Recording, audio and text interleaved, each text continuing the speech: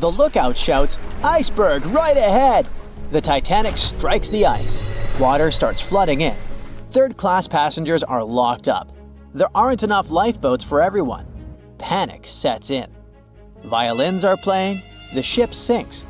Well, we all know the story of the movie Titanic like the back of our hand by now. But what if I told you that Hollywood lied to us? To tell the real story of what happened that freezing night in 1912, we need to rewind a bit.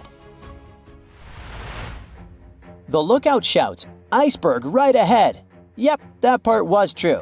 Just before 11:40 at night, Frederick Fleet noticed something darker than the sea directly ahead.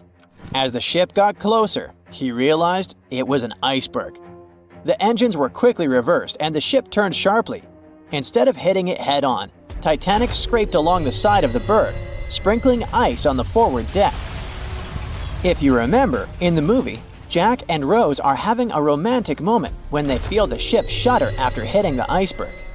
Everything shakes as if they were in the middle of a light earthquake. Some real-life passengers reported feeling something similar after the impact, but according to Titanic survivor Frank Prentice, it wasn't exactly like that. He said there was no impact as such, and it all felt more like slamming on your car brakes. The ship stopped, and that was that. Some people even slept right through the collision, confirming that there wasn't such an abrupt impact. Mr. Prentice, curious about what had happened, left his cabin and went out to the deck. When he got there, all he could see was a little ice on the surface, not the towering iceberg that Jack and Rose saw.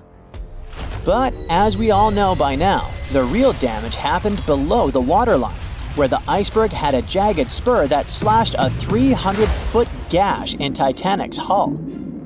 Once the crew realized how severe the damage was, they immediately began sending distress calls to nearby ships, asking for help. At some point in the movie, the radio operator goes to the captain and says there is only one ship nearby, the RMS Carpathia, which later ends up rescuing many passengers. But in real life, there were more ships around. It's believed that the SS Californian was only about 23 miles away. This ship might have actually seen the Titanic sinking, or at the very least, seen its rockets exploding high in the sky. Yet, for reasons we will never fully understand, they didn't try to help. Let's get back to the story. Now, people need to get off the ship. At 12:45, lifeboat number 7 was the first to be lowered. Just like in the movie, women and children were told to go first. But in reality, some women were hesitant and even refused to get into the lifeboats. Mr. Prentice said this happened mainly for two reasons. First, these lifeboats were high and passengers were terrified of the 70-foot drop from the deck to the ocean below. And second, most women didn't believe the Titanic would actually sink. It was called unsinkable after all. So the idea of getting into a lifeboat seemed pointless at the time. This mindset probably explains why Eloise Smith, a first-class passenger, recalled that there was no panic or chaos at first. Other survivors backed this up, saying that no women or kids were crying. But one thing that was indeed concerning, at least for the crew, was the possibility that the lifeboats might buckle under too much weight. This is one of the theories why the first few lifeboats left carrying only a fraction of their full capacity. Like lifeboat number 7, which only carried 27 people in it, even though it could hold up to 65. In total, Titanic had 20 lifeboats, which could carry about half of the 2,200 people on board that night. But that didn't happen. And now we know the passengers had no idea there weren't enough for everyone. As women were calmly getting into the first lifeboats, musicians headed up to the deck. Their only goal was to play and keep the passengers calm. That's a pretty well-known fact. But the real story is that some survivors said they never saw or heard the band. No violinists whatsoever. It's not like Hollywood misled you though. The musicians did play for over 2 hours after the ship had hit the iceberg. So maybe these passengers were just too panicked to notice the songs, or the musicians started playing later than we think. Now, it's time to talk about the terrible treatment that third-class passengers received. The movie portrayed the crew as cruel, locking the less fortunate below deck like animals, giving them no chance to reach the lifeboats and save their lives.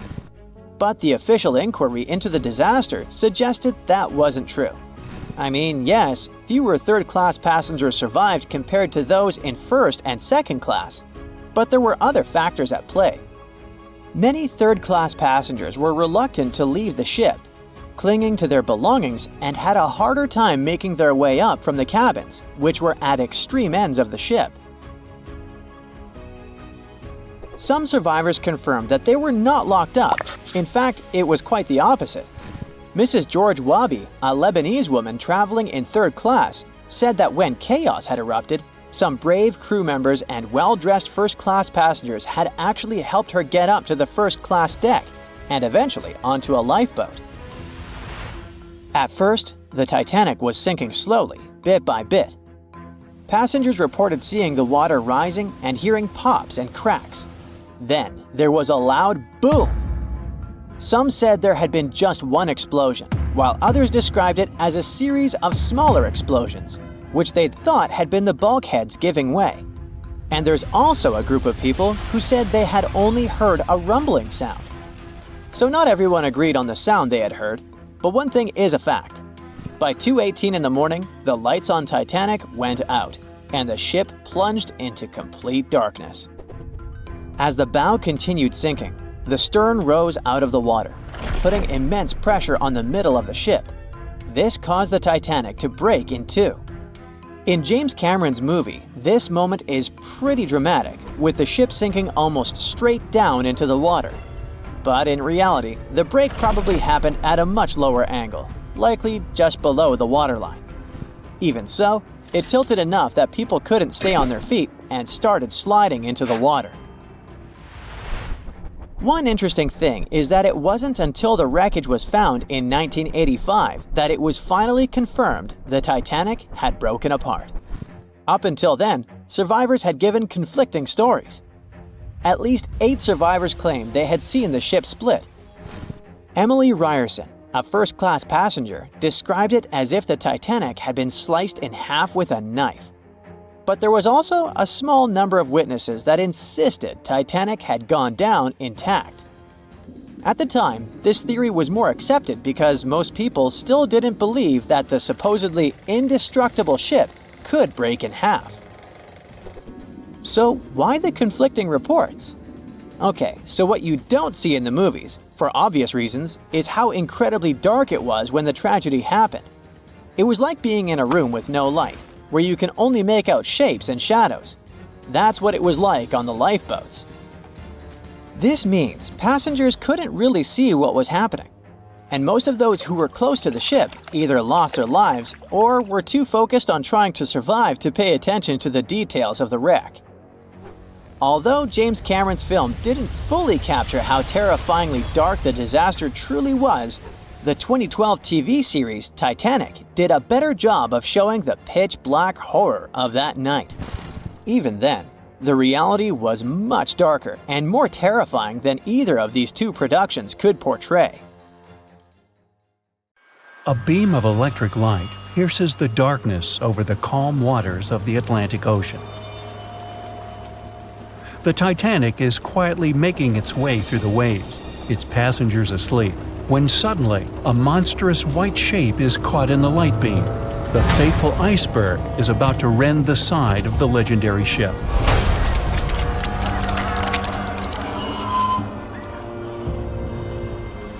April 14, 1912, only 2 days before someone will take a photo of a giant iceberg with a pretty unusual elliptical shape. It turns out that this iceberg most likely formed out of snow that fell 100,000 years ago. Researchers used computer modeling to figure out its origin. They used data from 1912 and added some new information about winds and ocean currents. They concluded that the iceberg was probably a part of a small cluster of glaciers in southwest Greenland. These days, it's possible to calculate the routes of such icebergs in any given year in the past. So the infamous chunk of ice was on its way from Greenland to an area further south from Cornwall. If the ship had passed through that region only 2 days later, the iceberg would have moved far away from the point where they met. At first, the weight of the most well-known iceberg in the world was 75 million tons. With time, it started to slowly melt away. And when it sank the Titanic, its weight was only 1.5 million tons. By the time of the collision, it had probably been melting for months, but it was still a true monster. When the Titanic sank, the iceberg was 400 feet long, and more than 100 feet of its surface was above the water.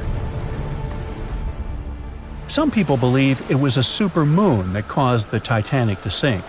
That night, there was a rare lunar event.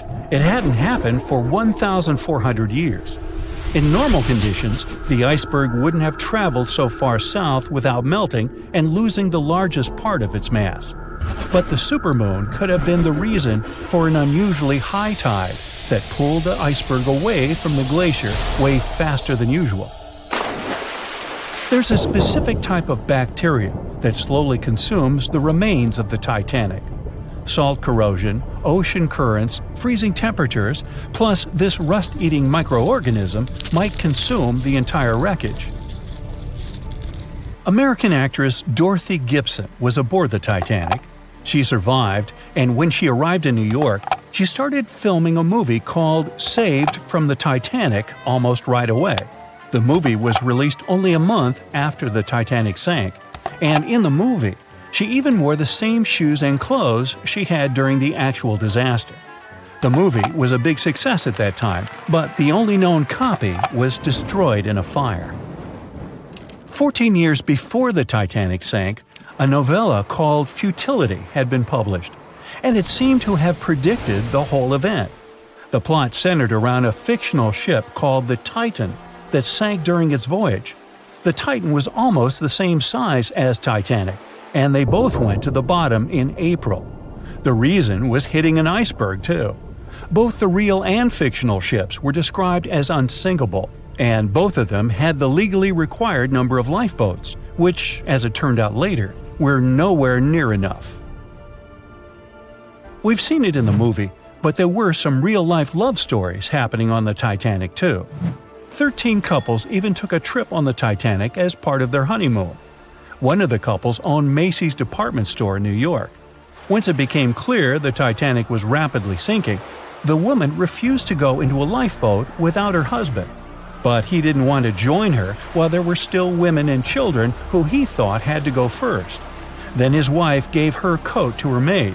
She insisted that the maid should get into the lifeboat, and she wanted her to be warm. As for the woman herself, she decided to stay with her husband till the end. Some people believe Titanic sank because of a mummy, not an iceberg. It all started around 1000 BCE with a mysterious woman who lived in Egypt, in the city of Thebes. People knew little about her, but they called her a priestess. Her mummy was put in a wooden sarcophagus and covered with a large lid with the image of her face and some mystical inscriptions. This place had been hidden until the first half of the 19th century, when a group of locals accidentally came across it. They disturbed her peace. No one knows how, but the mummy disappeared that day without a trace. A couple of decades later, a group of rich friends from England traveled to Egypt and found the empty mummy casket with the image of the priestess, whose dark eyes seemed to be looking into the void. They decided to buy it, but the buyer disappeared the same night before he even got the case. All members of the group had some accidents. The casket changed its location a couple of times until it, as some believe, ended up on the Titanic. It took more than 70 years for a robot submarine to find the ruins of this legendary ship. The wreck lies nearly 13,000 feet under the surface of the Atlantic Ocean, split into two halves. Why did the liner break apart? No one knows exactly. Some think it happened because of the water that got inside when the ship collided with the iceberg. The pressure was so powerful it separated two parts of the vessel, starting with the ship's bottom structure. Others say it was because of the hull rivets. They had a high concentration of slag or smelting residue, and that's something that can cause the metal to split apart. The ship generally had many flaws, starting with the design. The watertight bulkheads weren't completely sealed on top. This allowed the water to flow between the compartments and, in the end, sink the vessel. The iron of the ship's rivets and steel of the hull ended up ruined because of high sulfur content, cold temperatures, and high speeds. The steel shattered and the rivets popped out quite easily. Because of this, Titanic sank 24 times faster than it would have otherwise. If the ship had hit the iceberg head-on instead of ramming it with its side, it would have probably stayed afloat. How come the crew members didn't have binoculars? It would have surely helped them spot the iceberg on time and maybe even avoid the disaster. But the binoculars on the Titanic were locked in a storage cabinet. Only one crew member had the key, and he had been transferred off the ship right before it set sail. He later said he hadn't remembered to hand over the key. But even without the binoculars, the ship might have had some time to change course and avoid the collision if the crew had gotten some warning. But that's the thing, someone did warn them. About an hour before the incident, a ship that was relatively close to Titanic, the SS Californian, sent a message to inform them it had stopped because of dense ice field. But the warning never got to the Titanic's captain. Some experts say it was because the radio operator didn't think it was that urgent. And later, the SS Californian said they didn't get a call for help from the Titanic because their radio operator was off duty. Some say the crew on the Titanic couldn't spot the iceberg on time because of an optical illusion. Atmospheric conditions that night probably caused super refraction, which could have camouflaged the berg. After all, no one actually saw the iceberg until it was too close to the ship to somehow avoid the crash. Not even a whole minute passed between the moment they saw the iceberg and the collision. It was only 37 seconds, and it took Titanic 2 hours and 40 minutes to disappear below the ocean's waves.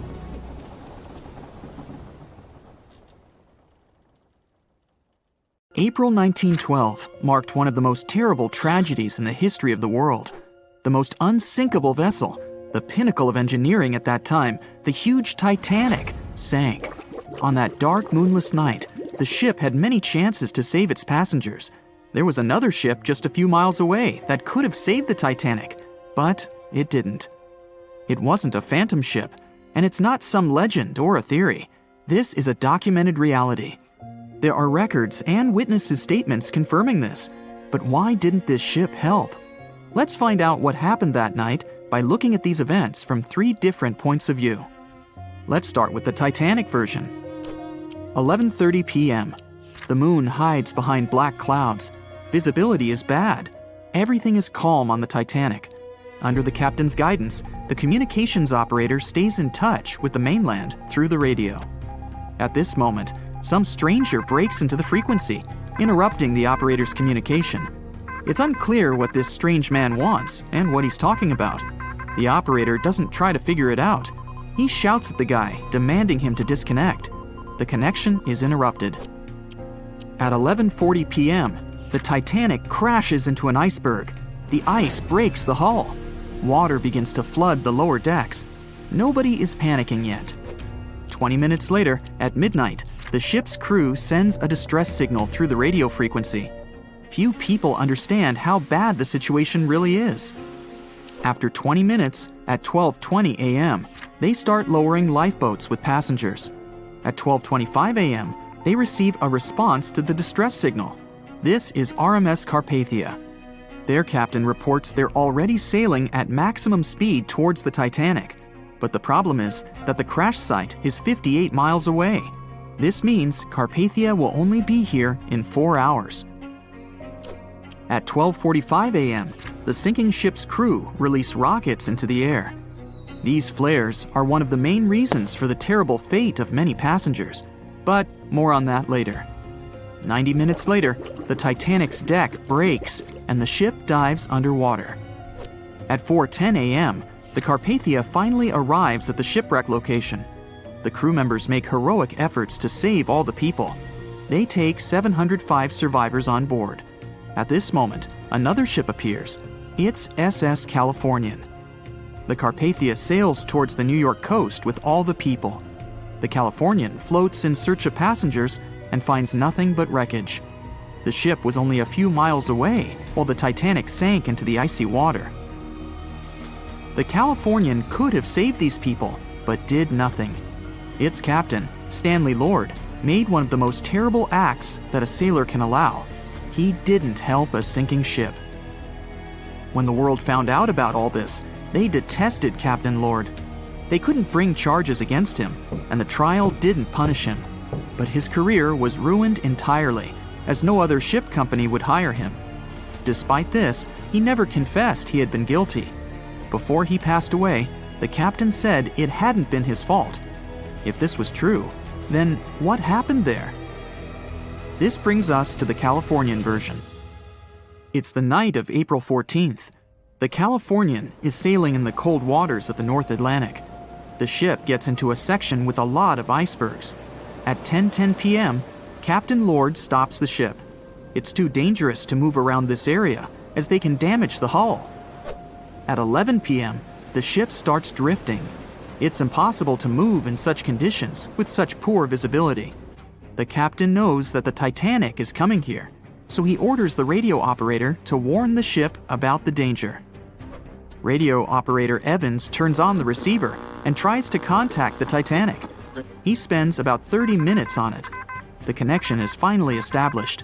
At this moment, the Titanic radio operator is speaking with the mainland. Evans interrupts this conversation and tries to warn the ship about icebergs. The operator doesn't understand Evans' words. He's annoyed because Evans broke into the channel so brazenly. He shouts at Evans and cuts the connection. Tired, Evans turns off the receiver and informs his superiors about the incident. It's still a mystery how the captain reacted to this news. He probably thought the Titanic knew about the danger. He lets Evans go to bed. If Evans hadn't turned off the radio and waited 1 hour, he would have heard a distress signal from the Titanic.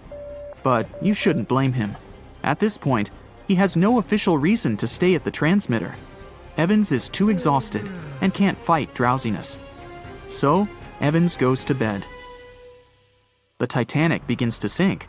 Its captain sends a distress signal. The operator on board the Carpathia catches it, but the Californian doesn't, since the receiver is turned off. Captain Lord can't sleep. He feels that something is wrong. Meanwhile, the Titanic is rapidly sinking under the water. The captain gives the order to launch rockets into the air. And here is where one of the critical mistakes takes place. They release warning lights, but they are not red. The crew forgot to take red rockets on board for some reason, so they lit up the sky with a bright white light. If you need to send a distress signal, you need to release red lights. Captain Lord sees these lights, but doesn't perceive them as a cry for help. It can't be that there are no standard red rockets on such a massive ship as the Titanic. But, unfortunately, it can. Captain Lord thinks the Titanic is sailing away. Perhaps there is some unknown reason behind those white lights, but he doesn't really know. So, Captain Lord has no idea that the Titanic is sinking. He still decides to contact the ship, but this time, not through radio communication. Captain Lord doesn't wake up the radio operator and sends a signal to the Titanic through a signal lamp. It's important to understand that many old-school captains didn't take radio communication seriously. They didn't understand the value of this technology. That's why Captain Lord doesn't wake up Evans.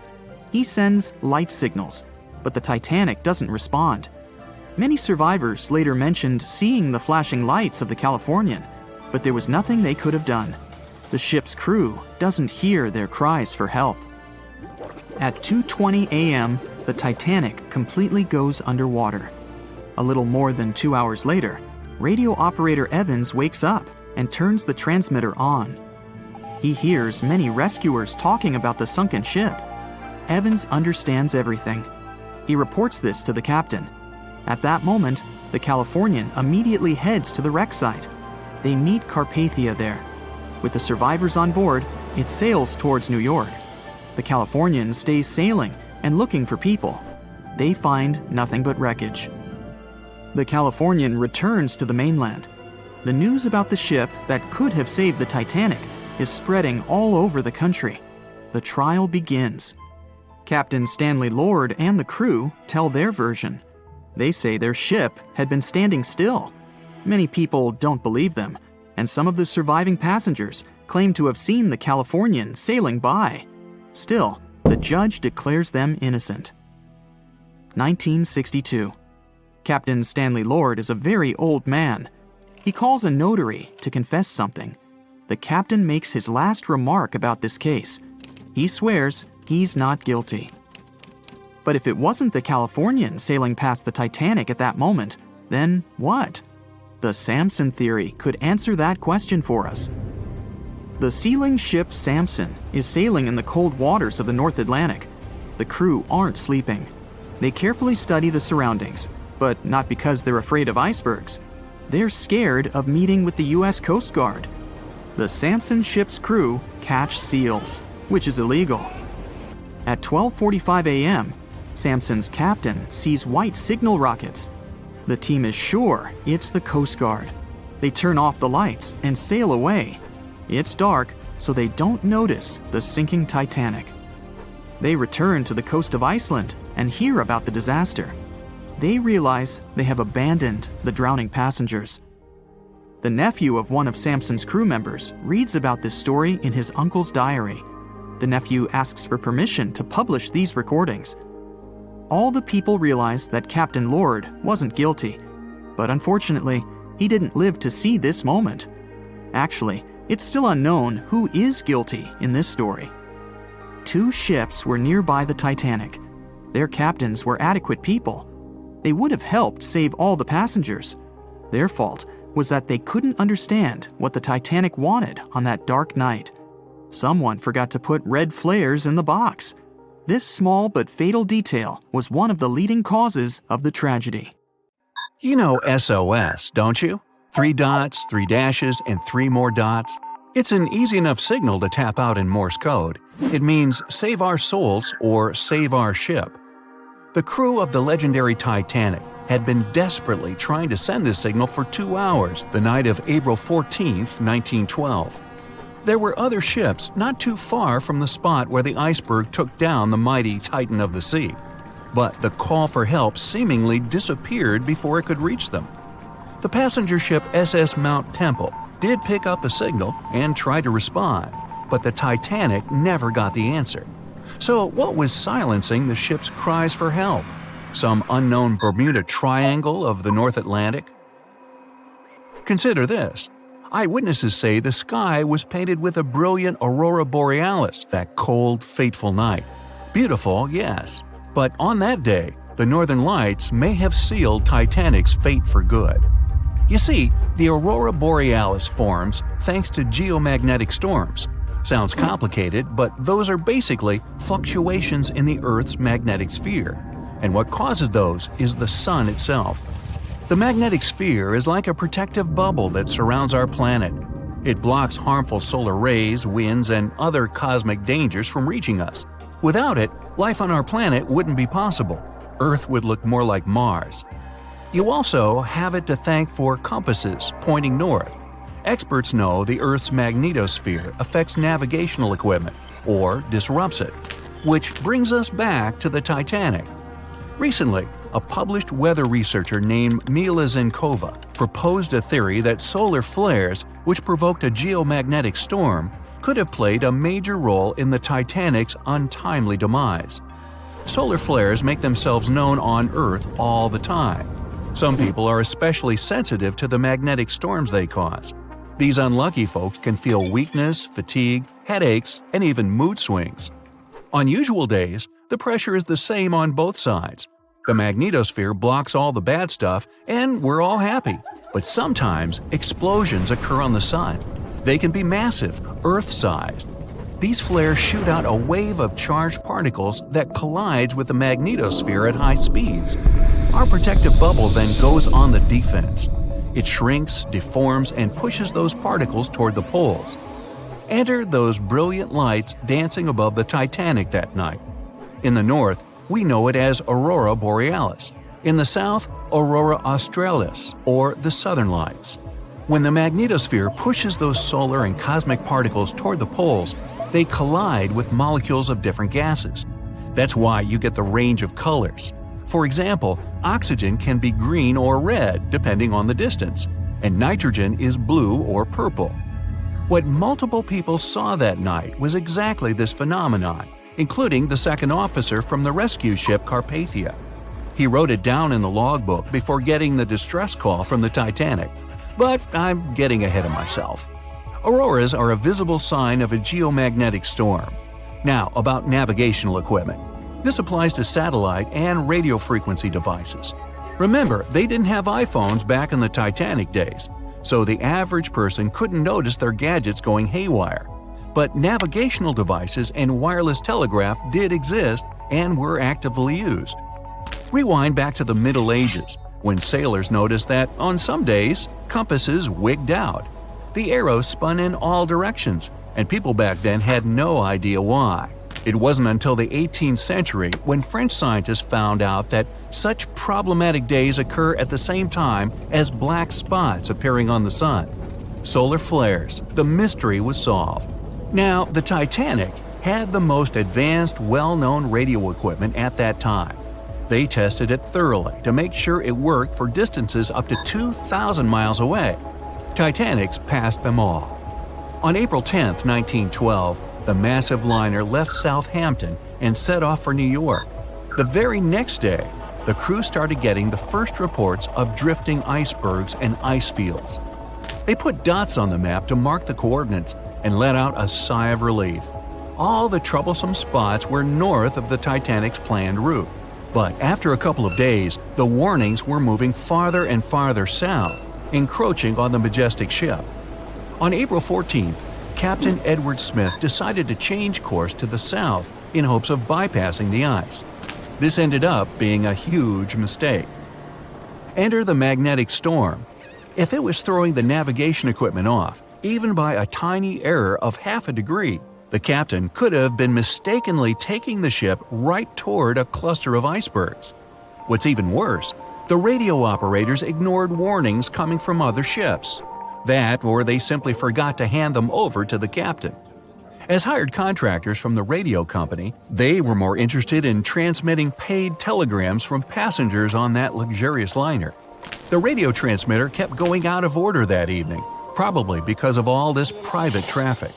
When it was finally fixed, operator Jack Phillips received another message from the SS Californian at 10:30 p.m. Their operator was trying to warn Phillips about the coordinates of drifting icebergs, but he paid them no attention. He was nervous and in a hurry. Was the magnetic storm to blame for his frayed nerves and bad mood?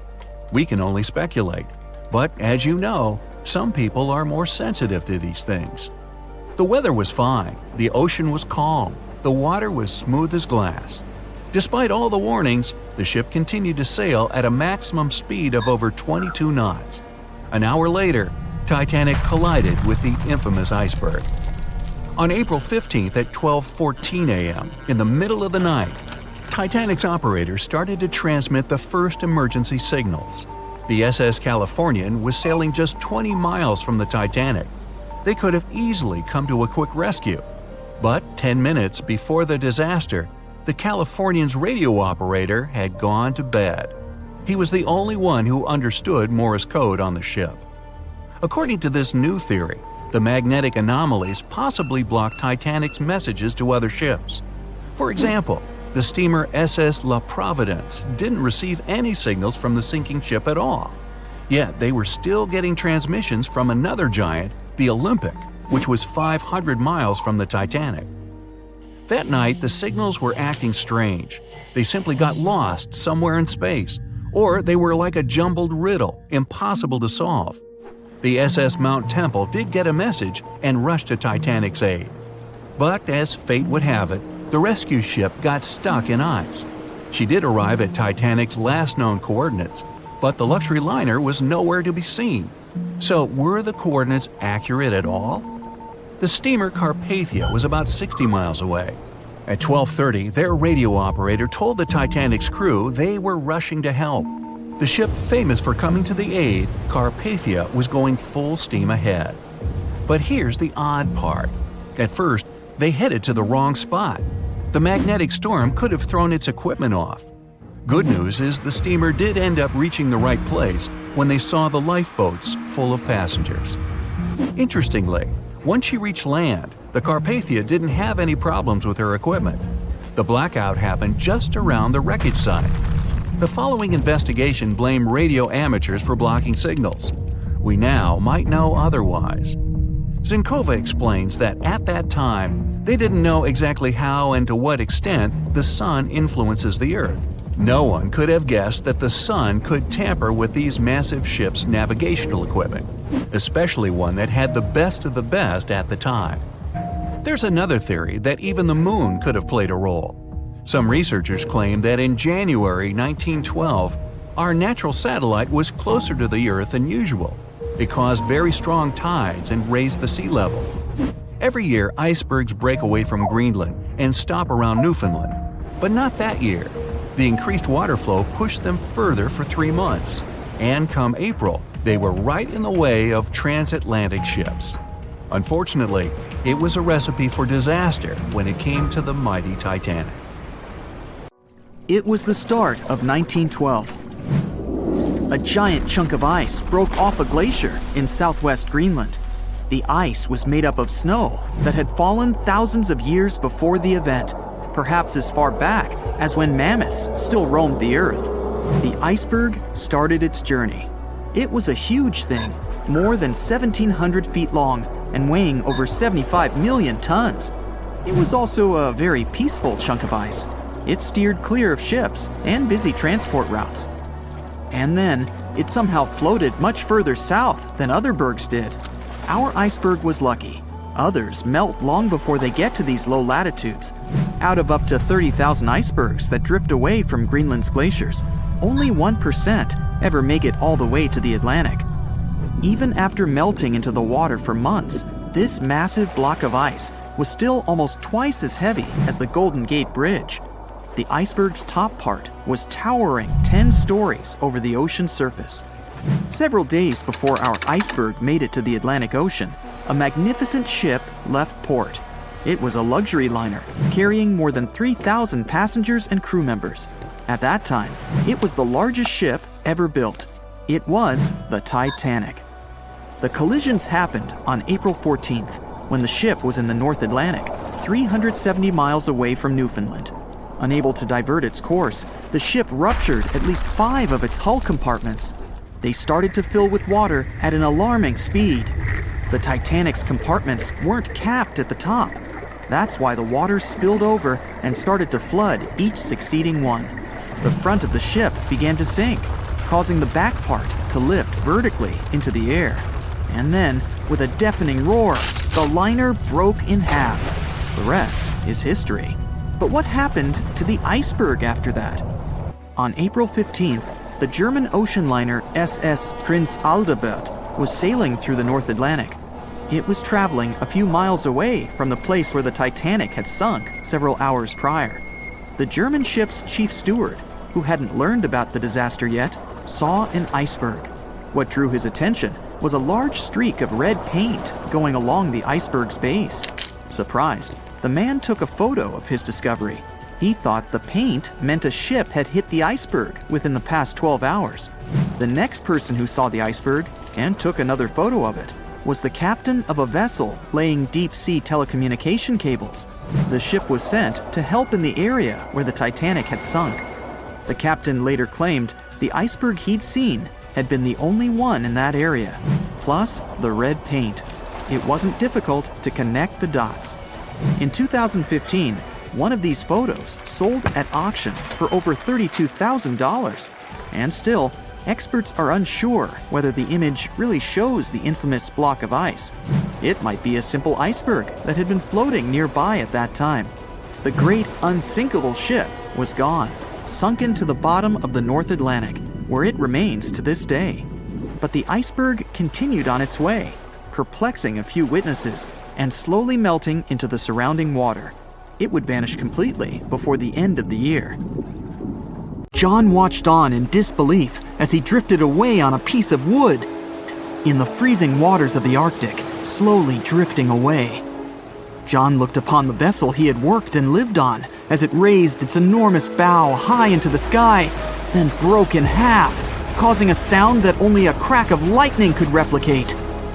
Distraught and dumbstruck, believing that he, and he alone, knew the dark truth behind the demise of the unsinkable ship, the Titanic. 5 days earlier, as the Titanic set sail on its maiden voyage, John worked hard alongside his mates in the coal bunker, stocking up the coal to feed the Titanic's mighty furnace. They had stocked and stored more than John had ever witnessed on any other ship he'd worked on. But this was the Titanic, the grandest ship to have ever sailed the seas. On the Titanic, there could never be too much coal. As they left Belfast and pushed toward Southampton, there was a large bang below decks that went unnoticed. The furnace was roaring and the turbines were spinning, pushing the Titanic forward at a quickened pace. The crew cheered as the vessel moved forward, unaware of the loud, concerning noise. Arriving in Southampton, Greg came aboard, amongst hundreds of other passengers. With 13 years at sea, his vast experience included the role as a quartermaster on 6 previous ships. Ready for a new challenge aboard the greatest vessel ever made, he was looking forward to this next challenge of his career. Greg came with a wealth of experience, especially with sailing through the Arctic. His role was vital within the crew, understanding the seas around the North Pole. He would be a key lookout as they set to cross the perilous path of the Iceberg Alley. Greg had some concerns regarding the voyage. The Earth's orbit was remarkably close to the sun and the moon, causing higher tides. This would make icebergs more prominent, drifting them further away and towards the route of the Titanic as they journeyed to New York. Assessing the lookout tower and inspecting the available gear, Greg found no binoculars. This made him concerned, but the sailors just laughed at Greg. "If the deck is short on ice cubes, we'll be sure to plow right through a berg to resupply." A sailor laughed. Greg didn't share this sentiment. Eager to find out why they had been left short-handed on equipment, since he had such a vital role on the ship, Greg inquired further. Sadly, the officer with the keys to the binocular supply cupboard had been removed from the crew at the last minute. Greg couldn't believe something of this importance had been overlooked. For such a mighty ship with so many people aboard and crossing in a particularly perilous path, this just didn't make sense. But not wanting to be fined for breaking into the ship's property, Greg let it slide, hoping that they wouldn't need the binoculars in the end. Ultimately, if there were icebergs expected, a warning call would be made to the captain, informing of any concerns. Little did Greg know that a warning had been received, notifying of the dangers that awaited. But the telegram didn't provide the required prefix, which would have ensured direct delivery to the captain. So, the critical warning was just overlooked. John and his crew below decks prepared for departure, stoking the engines. He noticed an essence of thick exhaust, far too heavy than what would be expected from the furnaces. The crew searched throughout the lower decks. Following a thorough search, they managed to locate the cause of the exhaust. It was an ignited pile of coal within a coal bunker. Unknown when it had ignited, a buildup of coal had clearly been smoldering, slowly growing in size. The amount of smoldering coal was concerning. The alarm was raised, alerting an officer to review the matter. The officer assessed the damage and confirmed with the captain that it was deemed to be of little concern, as only minor damage had been caused. John was unsure of this assessment, as he knew that in confined spaces, surrounded by iron bulkheads, an oven-like environment arises that intensifies the heat with time. But the Titanic would power forward, making no sense to John as they had only just departed from Southampton. He was sure they would have turned back. John and his crew were ordered to shovel the already lit coal into the furnace and continue shoveling until all the smoldering contents would be contained. It was a possible but painstaking task that could take the entire journey. The continuous intake of coal would ensure the turbines would spin at a constant, accelerated pace, not what the Titanic was designed for. It was meant to be a luxurious passenger liner and not for breaking speed records. However, the crew would find enthusiasm in not only acknowledging the Titanic as unsinkable, but also as the fastest. John and his crew continued to shovel the coal into the furnace for several days. The temperature within the bow was becoming hotter every day. The bulkhead's contained heat was so severe that it became weak at the seams in the iron walls and rivets. 2 more days, lads, just 2 more days. John was laughing, trying to raise the spirits of his mates as they were working tirelessly. But as they were all laughing, joking, and looking forward to dry land, they unknowingly approached their final destination. The Titanic was speeding through the calm sea. Greg looked ahead, above in the lookout tower, keeping a keen eye out as they were in iceberg territory now. Even though the way seemed clear, false horizons could occur, creating confusion about how far objects in the distance truly were. As they were traveling in the Gulf Stream waters into the colder Labrador Current, air columns cooled from the bottom upwards, creating a thermal inversion. This incredibly high air pressure ensured fog wasn't present, providing a deceptively clear outlook. But the thermal inversion can also create optical illusions, showing the horizon further away, appearing higher in the distance, or masking whatever objects that could come before it. These false horizons could easily hide any icebergs that could be approaching.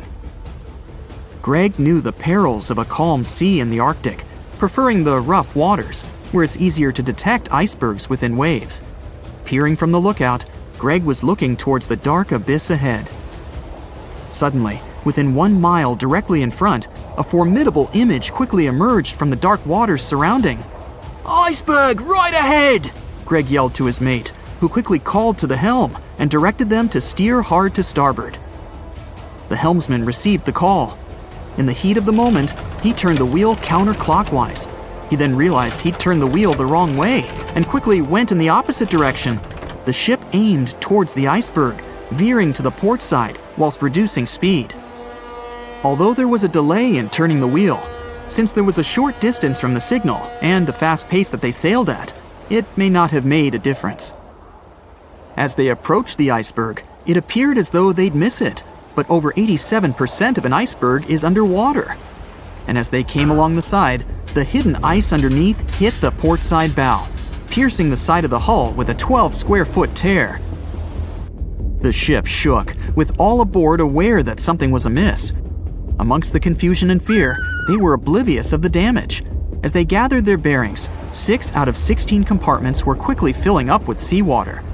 The hull could only withstand 4 compartments filling before sinking. Time was ticking as the Titanic made its descent into the depths. The weakened bulkhead with heated steel pillars and rivets broke under the pressure and sudden change of temperature from the ice-cold water. The call was made to abandon the ship.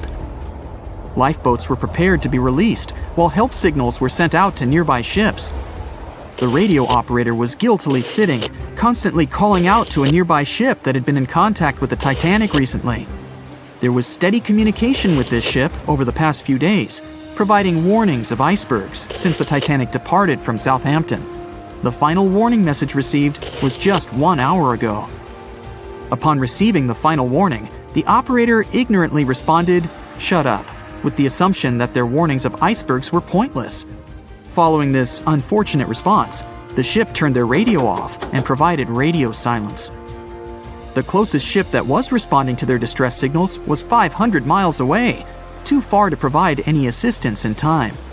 There were countless mistakes that caused the Titanic's watery end, whether they contributed directly or from sheer ignorance. The most tragic of them was the number of people aboard the ship, 2,224 of them. There were only enough lifeboats provided to rescue 1,178, barely half of the people. We know Titanic from so many stories, even a movie, but now we have its first full-sized digital scan. And nope, it's not like those models from before, where we mostly imagined what the ship was supposed to be like. This time we got a real digital scan. A team of experts really mapped the deep-sea floor around the Titanic together with the ship itself. We basically got a 3D view of the entire wreck, which is like going deep down beneath the ocean's surface and seeing Titanic as if all the water has been drained away. So, the story of the wreck started in 1985. 73 years after the Titanic went down, the explorer named Robert Ballard stumbled upon it somewhere between two submarines that also went down in that area. He was actually on a different task back then, so he didn't even have time to explore the ship properly. But as he was searching for the submarines, he realized how ocean currents affect sinking debris. He noticed the heaviest object sank quickly and left a trail of debris behind, the trail that followed the currents. Using this knowledge, Ballard made a hypothesis the Titanic had broken in two and left a debris trail as it sank. Before he found the wreck, everyone thought the ship just went down in one piece after hitting an iceberg. So everyone knew where the ship was so the adventure could start, or not. It was hard to explore it. The ship is enormous, and the dark depths of the ocean make it really difficult to capture its whole body in one go. So we mostly relied on glimpses of the decaying ship, and had to settle with teasing scattered parts of the whole picture and filling it up with speculations and stories. But in the summer of 2022, we finally got something different. A team of experts from Magellan Loaded, a company specializing in mapping the deep sea, teamed up with Atlantic Productions, who were making a documentary about the project. They embarked on a mission to capture the complete view of the Titanic. They used submersibles. Those are vehicles that go underwater, remotely controlled by a team of skilled explorers. These submersibles dove deep into the ocean. It wasn't an easy job. They spent over 200 hours collecting information about the entire length and breadth of the wreck. It was like a real-life treasure hunt. But instead of finding gold and jewels, they took something even more precious. Over 700,000 images of the Titanic from every angle possible. Yup, they took photos of every tiny part of the ship, even the not-so-interesting bits most of us would usually skip. Even mapping the muddy parts was an important part, because it helped fill in the gaps between the more exciting things they discovered. And this was a way for all of us to finally get a detailed 3D reconstruction. Even though it's been more than 100 years, you can still recognize the bow of the Titanic, covered in rust that hangs down like stalactites. On top of the bow is the boat deck, where a big hole gives us a glimpse into the empty space where the grand staircase once stood, like a window into the ship's glamorous past. Its stern is now a wild mess of twisted metal. As the Titanic went down, this part collapsed and spiraled into the seabed. The bow and the stern ended up separated by about 2,600 feet. There's a vast field of debris surrounding this giant, stuck on the seafloor. This debris is like a scattered treasure trove, full of intricate metalwork from the ship, statues, and even unopened champagne bottles. There are also personal belongings that went down together with the ship, like dozens of shoes resting across the seafloor. It was a tough task to do, go down and take all those pictures. It may not sound that hard at first, considering it was the vehicle that really immersed itself into such deep parts of the ocean, not the people. But studying the ocean is hard. We haven't explored, mapped, or even seen over 80% of it. The conditions are harsh, and the pressure becomes more intense the deeper you go. And their vehicle had to dive down to nearly 13,120 feet below the surface. That's like 12 Eiffel Towers stacked on top of each other. Plus, you have strong currents in that area, so it was probably like trying to navigate through a watery maze. And submersibles weren't supposed to touch anything. Even the slightest wrong step can damage the wreck that was already so fragile. It seems like the Titanic is frozen in time, so it will always be there waiting for us. But in reality, it's slowly disappearing. It's pretty obvious that the ocean water ruined it considering how long it has been down there. But it's not just that. The wreck itself has become a home for a specific type of bacteria Halomonas titanicae that even got named after the famous ship. These bacteria have a special ability. They can survive inside rusty formations known as rusticles. They kind of look like icicles, those spikes of ice that form when water falls from something and freezes. These bacteria have a taste for iron, which is abundant in the ship's hull. For them, it's like a real buffet down there. And as time goes by, these bacteria will keep eating away at the iron in the ship, bit by bit, until one day the feast comes to an end and the whole ship is gone. It's like a slow but steady recycling process. So this 3D model we got because of the hardworking team and technology comes at the best time because we never know how much time we have left with exploring the famous wreck. This time we might even understand the collision with the iceberg better. You know how movies always show the Titanic hitting the iceberg on its right side? Well, we can't even be certain about that.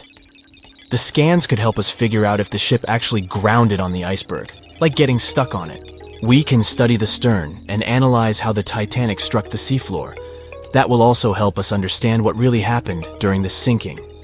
Maybe we'll get a chance to discover if there was really a strong fire that sealed the fate of the Titanic. One theory says that the coal fire had been raging for a whole 3 weeks before the ship even took its first and last trip. And this could have made its hull weaker, which means most of the work was done.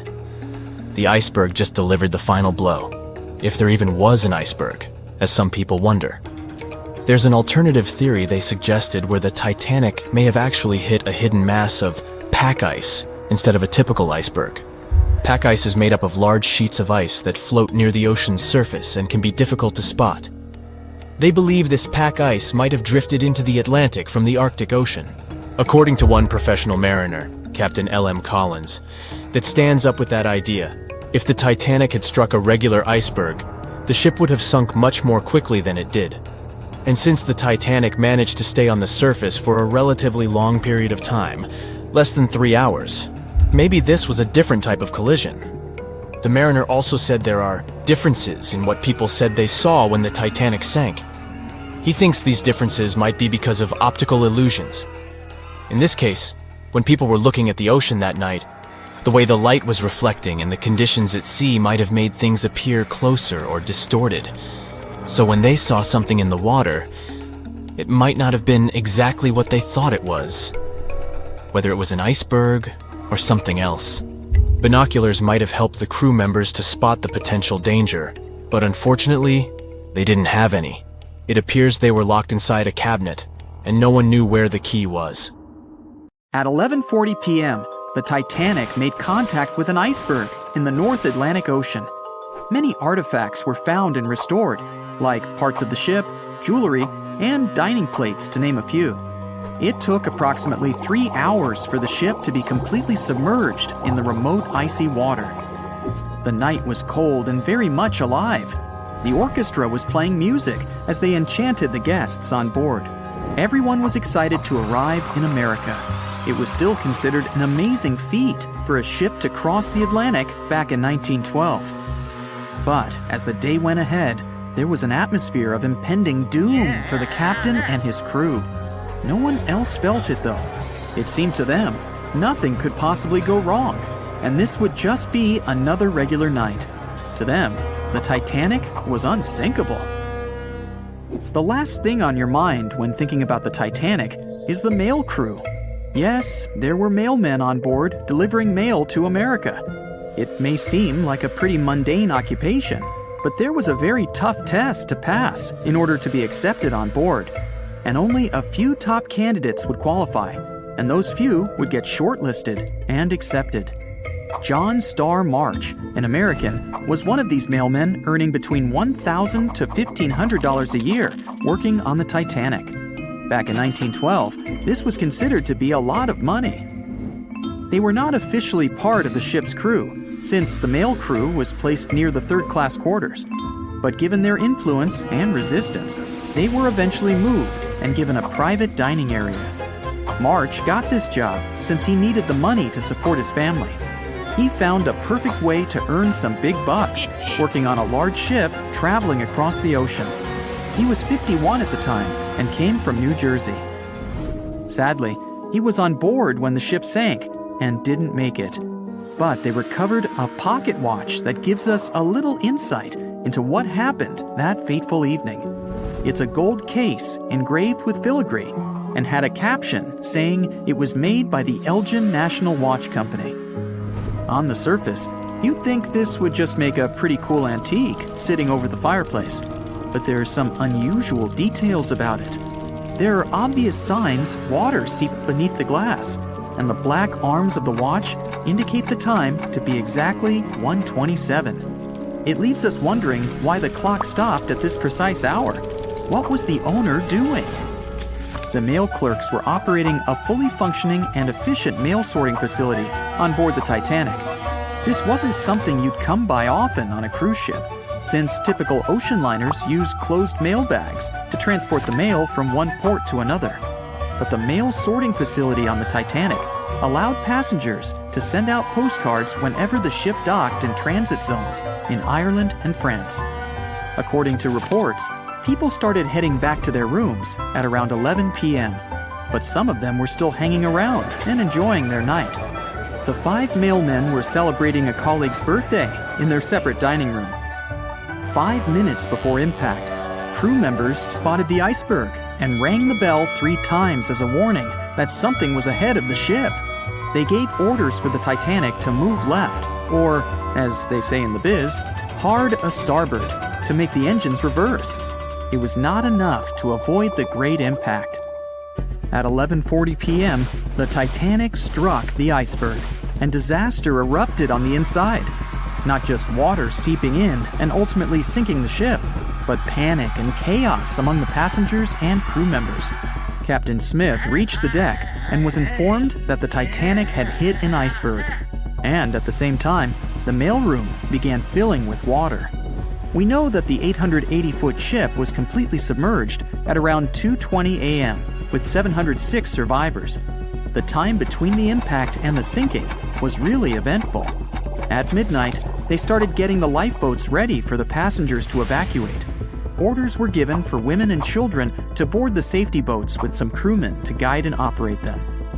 The problem was that the 20 safety boats available could only host 1,178 people out of the total of more than 2,200 passengers on board. March and his colleagues began sorting out the mail. There was chaos in directing and ordering around. With each second passing, icy cold water was filling the ship. 15 minutes after midnight, Captain Smith ordered his crew members to send out a distress signal. Even though SOS was established earlier than the Titanic, many others used CQD. The CQ stands for General Call, and the D is Distress. The Frankfurt was too far away to help, even though it was one of the first to respond. Even the Titanic's sister ship, the Olympic, responded, but it also was too far away. At 12:20 a.m., the Carpathia received the urgent message and redirected from its original course to help them out, even though they were 58 nautical miles away.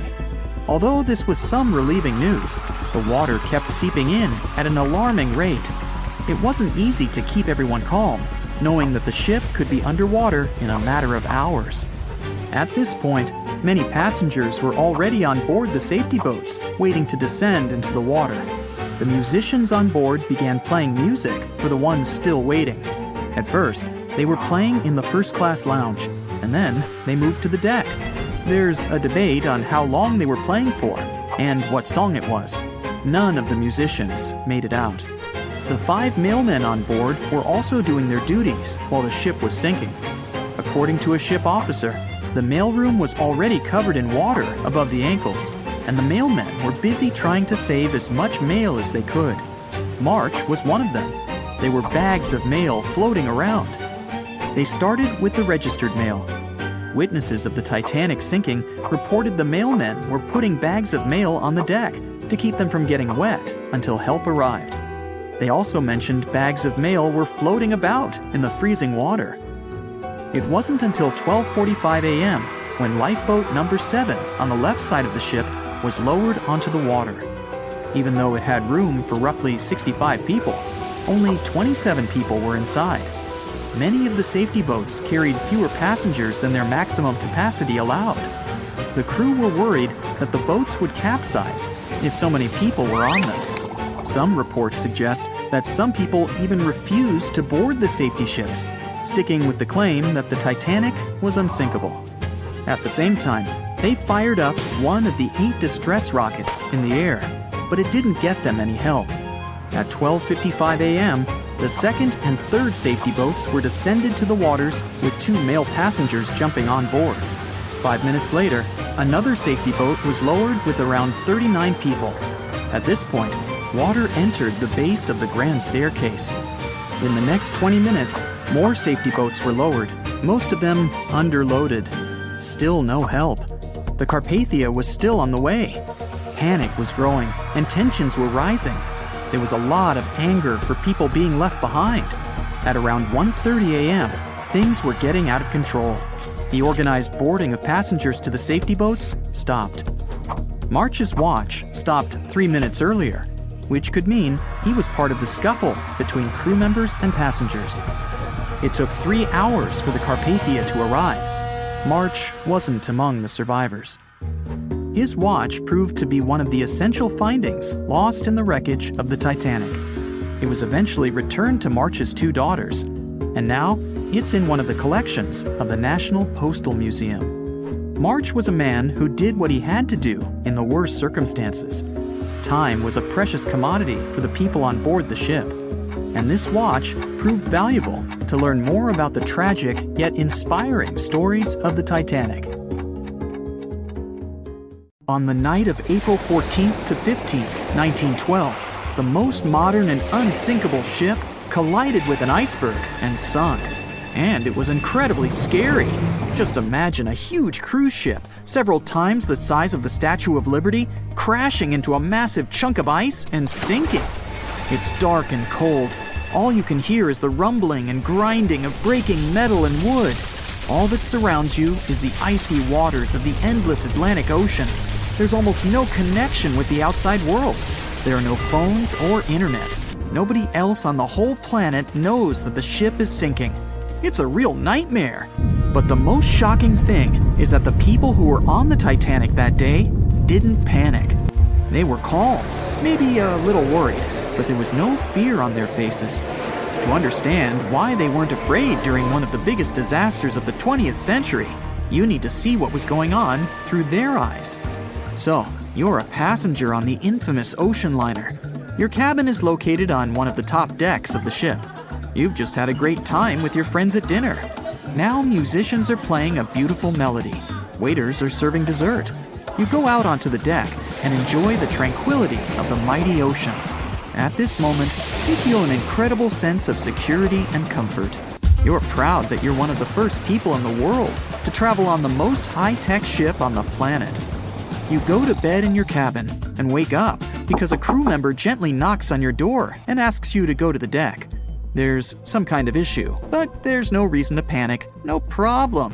You'll be happy to go out and take a look at the night sky. The moment when the ship collided with the iceberg felt like nothing more than a slight push, and some passengers didn't even hear it. They realized that something was wrong only when stewards knocked on their doors and asked them to go outside. You're on the deck. There are already a lot of people here. Everyone is more or less calm.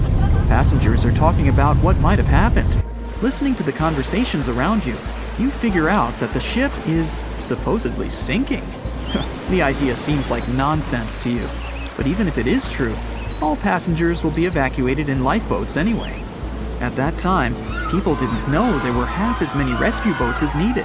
Passengers were sure that everyone would be saved. Evacuation begins. Women and children go first. No one panics or tries to get into a boat before it's their turn. All men behave gentlemanly and help crew members to evacuate women. One passenger wants to get into the boat with his wife, but it's not because he's afraid to stay on the Titanic. He's just worried. It seems to him that it's less safe in the boat than on the giant liner. He doesn't want to leave his wife alone, but the crew members explain the situation to him, and the man retreats without any resistance. They begin to launch flares into the air. No one pays any attention to this. Everyone thinks this is a standard procedure for a ship breakdown. If there had been many experienced travelers on board, they would have understood the flares were fired because the ship was in distress. Perhaps then, people would have started panicking, but most of the passengers simply didn't notice it. The boats are lowered one by one. People are watching the evacuation, patiently waiting for their turn. There's no pushing or crowding. Nobody is screaming. The actions of the crew help the passengers to remain calm. They deliberately downplay the severity of the situation to prevent panic. Someone says the boats are launched simply as a precaution. Also, the crew members claim that a rescue ship is heading for the Titanic and is just a few miles away. Some passengers say they see the lights of another ship. The people who are already sitting in the boats want to stay closer to the Titanic, since this way they'll feel safer. Many passengers simply don't want to believe that something serious is happening. Even when they're told the ship is sinking, they refuse to admit it. How is it possible that the unsinkable ship can sink? But this is how the human mind works. In extreme situations, it refuses to believe that something bad is going to happen now. You don't even want to think about it. One of the passengers says that it seems to her that the danger is exaggerated. She claims that all people will return to the Titanic at any moment. Some passengers are afraid, and still, they don't want to leave the ship. Warm cabins and the safest ship in the world are here. The alternative is the ice-cold ocean and small, unstable rescue boats. Someone refuses to leave the ship because they can't find their baggage. Some passengers carry all their belongings with them. They don't want to leave them on the sinking ship. There are many immigrants on board, and some of them don't even understand English. The crew members can't explain to them what's happening. These passengers misunderstand stewards' instructions during the evacuation. They can't figure out the inscriptions on the evacuation signs. Many passengers are sure there's been some kind of breakdown in the engine compartment. The problem will be solved soon, and the Titanic will continue its journey. People only start to realize the ship is going down when it begins tilting forward, and its rear part starts rising above the water. That's when those around you start panicking. Some jump into the water, others climb into the lifeboats without waiting in line. But in general, there's no chaos and hysteria. And this is despite the fact that there are about 1,500 people on the ship. Scientists claim that some of them never even left their cabins. Those people refused to leave their stuff behind and didn't believe that something serious had happened. During the evacuation, the orchestra is playing. This helps people to keep their cool. They hear music, and it seems to them that everything will be fine. The music keeps playing on the Titanic almost until the very end. At about 2:05 a.m., the crew lowers the last boat with passengers. 15 minutes later, the ship goes underwater.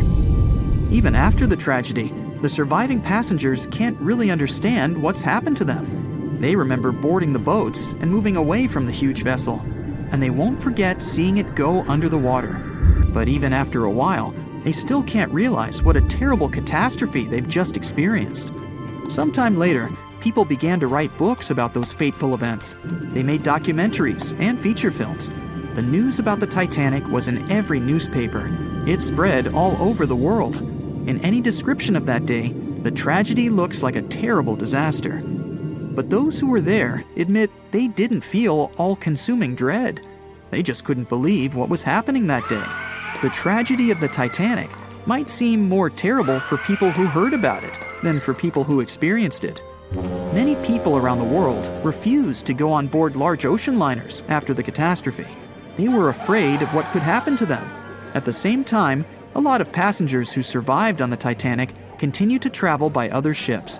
There was a woman who survived 3 shipwrecks, including the Titanic, and she still continued traveling. And what if people tried to raise the Titanic from the sea floor? This happened many years after the shipwreck. Then, the $5 million operation failed. Nylon slings were attached to a large part of the sunken ship. The other ends of the slings were connected to diesel engines. For the entire operation, a mini-submarine was used. A piece of the Titanic, weighing 21 tons, was being pulled up when one of the slings tore. And then, one by one, the other cables began to snap too. The huge piece of the ship fell back to the seafloor. By that time, the participants of the rescue operation had run out of food supplies. And since the nearest shore was quite far away, they decided not to give it another try. You remember those heartbreaking scenes from the Titanic, either from books or movies, right? You know, the ones where the boat was sinking, and there's nothing anyone could have done about it. Well, it turns out that that story isn't entirely true. At least, according to a historian and author of a book detailing events from that unlucky ship. If what he claims is true, every soul on the Titanic could have been saved. He wrote that the SS Californian and the SS Mount Temple were close enough to technically see the Titanic go down into the ocean, but they failed to act because they were afraid, or because they too had no idea what they were doing. Nobody thought the Titanic could ever sink back then, and it had everything you could imagine, from luxury lounges to a Turkish bath and even a squash court. But as it was racing through the ocean, ready to break the Atlantic crossing record, it hit an iceberg, and everything went downhill from there. A lot of ships wanted to help the sinking vessel and shifted their direction toward the Titanic after hearing the distress calls. But the two closest ships held back. The SS Mount Temple, for starters, was really close. It was a mere 50 miles away and could have reached the Titanic in just a couple of hours, potentially saving every passenger. However, its captain believed such a journey would be too risky. I mean, it did involve icebergs, right? There's nothing we can do about it these days, but we can use our imagination and at least save the day, theoretically. Your average Joe might have had a difficult time helping people out on the Titanic, but what if we could ask for the help of superheroes?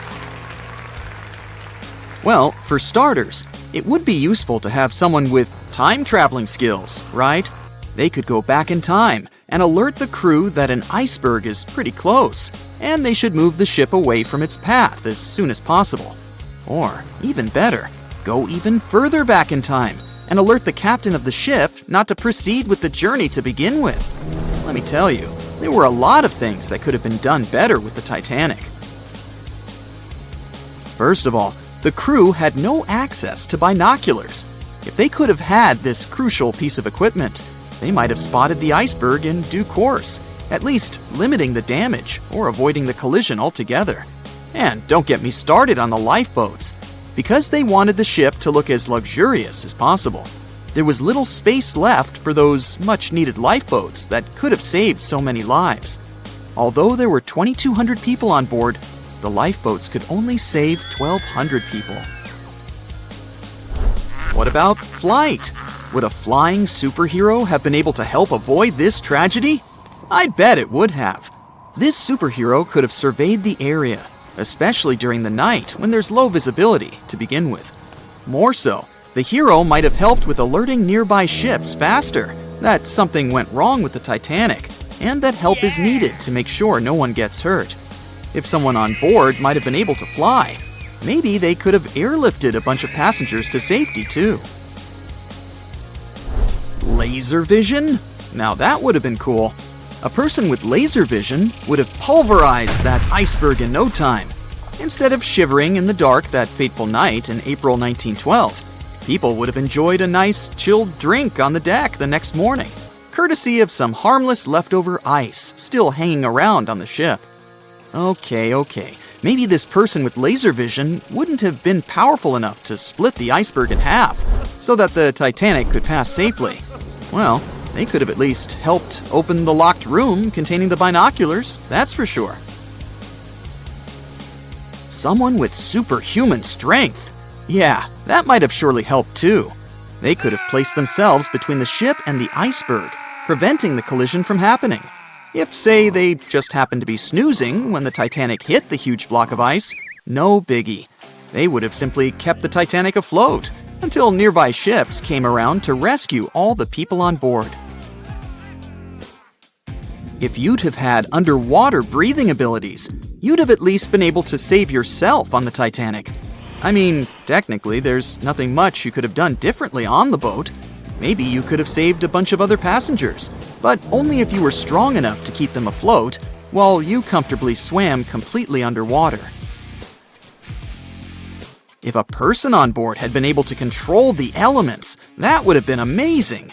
Not only would it have saved a lot, if not all, of the passengers, it would have been fascinating to watch. Such a superhero would have been able to keep water away from the Titanic's injuries after it hit the iceberg. If they were agile enough and had seen the iceberg before it hit the ship, they could have transformed the big block of ice into water with just the snap of a finger. If we look at the records from that night, everything happened very fast with the Titanic. Wouldn't it have been nice to have someone on board who could slow down time? For the sake of the story, let's also imagine this person had a finely tuned intuition. They could have sensed something was wrong by the way the air smelled, or by the reaction of the crew when the iceberg was first spotted. With a simple gesture of their hands, they would have slowed down time, almost to the point of stillness. They could have checked the records from the ship, its unusually fast speed, and could have alerted the captain to decide in time. The Titanic could have been stopped, or it could have been diverted away from the iceberg. A superhero with night vision would have been useful too. At least the superhero would have spotted the iceberg sooner than everyone else. Given that the hero could have seen a lot better in low light conditions, that hero would have probably better managed the rescue efforts that disastrous night. Invisibility? Would this superpower have saved the Titanic from sinking to the bottom of the Atlantic? I could think of a possible scenario or two. Anyone with the power to become invisible whenever they want to would have probably gone snooping around the ship. I mean, you have to remember, the Titanic had some of the most important members of society on board. It wasn't just any regular boat. It was probably buzzing with the latest gossip.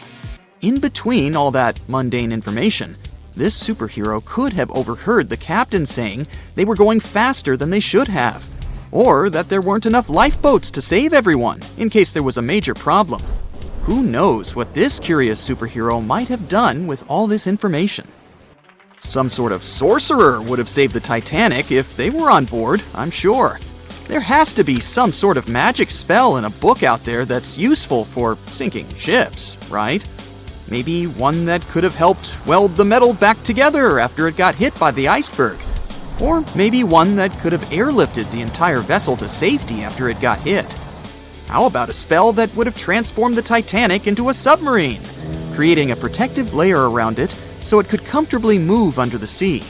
That surely would have been cool, and would have offered passengers a truly unique experience. The ability to speak to animals, or fish, would have certainly been useful too. Even if all else failed, so the Titanic would have still struck the iceberg, and it would have still been filled with water and ended up near the seabed, people could have still been saved. That's because you'd have had someone on board who could have instructed dolphins to carry people to safety. I'm sure those intelligent creatures would have been happy to help. Can you guess how many theories of the Titanic's sinking exist? Right, loads, including a theory of my own, which I'm going to share with you today. And then you can decide which one seems most likely to you. One Piece theory. The very first version of the events was the One Piece theory. It's very simple and basically claims that the sinking happened without any breakups. 2:15 a.m., the ship collides with an iceberg.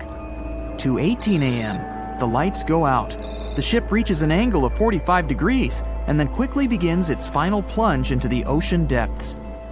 2:20 a.m., only about 3 minutes later, the RMS Titanic disappears under the surface of the ocean for good. The liner doesn't break, it just goes down as a whole piece. Of course, this can't be true.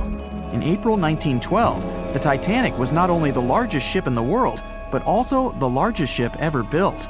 It's hard to believe that such a heavy vessel could have gone down without breaking. That's just impossible. Well, I mean, you can't blame the theorists. Before we found the wreckage, there were no other theories. Wait a minute, or were there? The day after the disaster, the survivors gave their interviews. They talked about what had happened, and some of them claimed that the ship had actually broken in two when it had been flooded. For example, Jack Thayer, a 17-year-old boy, outlined the sinking as he remembered it, and L.D. Skidmon drew a sketch based on his description. The picture clearly showed the ship breaking in half. But no one believed Jack or other witnesses. There was no evidence, so their claims were received with a grain of salt. But in 1985, things changed. First breakup theory. That's when Robert Ballard found the wreckage of the Titanic in the depths of the ocean. When people saw the wreckage, it became clear that Jack and the other survivors had been right. The Titanic did indeed break in two when it sank. So it's time for a new theory. 2:15 a.m. The keel breaks, the starboard list eases, and the hull continues to bow and crumble. 2:17 a.m. The galley sections break off. The towers immediately drop under their own weight. The lights go out. The stern is pulled into the air. The bow breaks off and starts sinking. The aft is barely hanging on to the starboard side of the stern section superstructure. The stern section slowly lists over to port as it begins sinking again. It rises up one last time and pivots in a semicircle as it sinks. It all sounds pretty convincing, right? But people began to find plot holes in this theory. For example, the Titanic couldn't have held together until it reached such a high angle. The breakup would have had to begin much earlier. This only meant there was still a vast field for research and speculations. So people started to come up with their own possible scenarios. How about we look first at the ones no one likes? V-break and Aaron 1912 V-break. According to the first breakup theory, the Titanic reached a high angle, and the weight of its unsupported stern caused it to crack from the top down. But it's physically impossible. So, are there any other ideas? In 2006, Roger Long, a naval architect, decided to research a so-called V theory. 2:17 a.m. The breakup begins at a shallow angle, perhaps as little as 11 degrees. The upper structure fails and starts to crack. At this moment, only its double bottom is holding the Titanic together, but it starts to bend under the strain too, failing the ship. Water is pouring through the crack. It increases the weight in between the two sections, bending the Titanic the other way and pulling it into shape somewhat resemblant to the letter V. The upper decks get mangled and bent together. The bow heads for the bottom, and the stern is the last to sink. This theory has since been disproven many times, though. Roger Long believed it because the broken edges of the upper decks in the Titanic's bow section were all mangled and crushed. However, we have learned that it happened because of the so-called hydraulic downburst, the force of the water crashing into the deck as the Titanic hit the ocean floor. Another V-break theory states that the bow had risen out of the water after the break.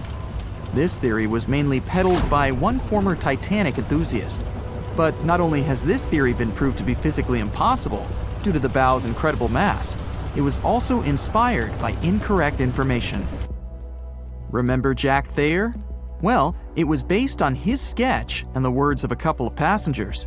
But the truth is, none of them had ever seen the Titanic break down like this.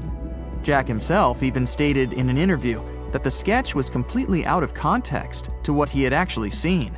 It was drawn by a passenger on the Carpathia, the ship that received the Titanic's distress signal and came to its aid.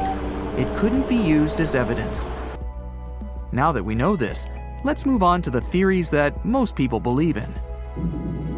James Cameron's banana peel theory. Who hasn't seen the legendary movie about the Titanic, right? It became the leader of the 70th Academy Awards ceremony in the number of nominations and awards, and deservedly so. But did you know that James Cameron had been interested in the Titanic for many years and studied the ship's history? His books and research are very detailed, and he even came up with his own version of the events. It's called the banana split theory, and this is actually what you could see in the movie. Here's how it goes. The Titanic reaches a 23-degree angle and fractures down to the keel. The double bottom acts as a hinge as the stern falls down. When the double bottom fails, the bow and the stern separate. The stern lists to port, standing vertically, and then begins to go underwater. This theory is the most scientifically accurate one, along with Roy Mengott's theory. Wait, who's Roy Menggott? Menggott theory. Roy Menggott was an engineer who came up with the most plausible theory for the time being. 2:17 a.m. The lights go out on the Titanic.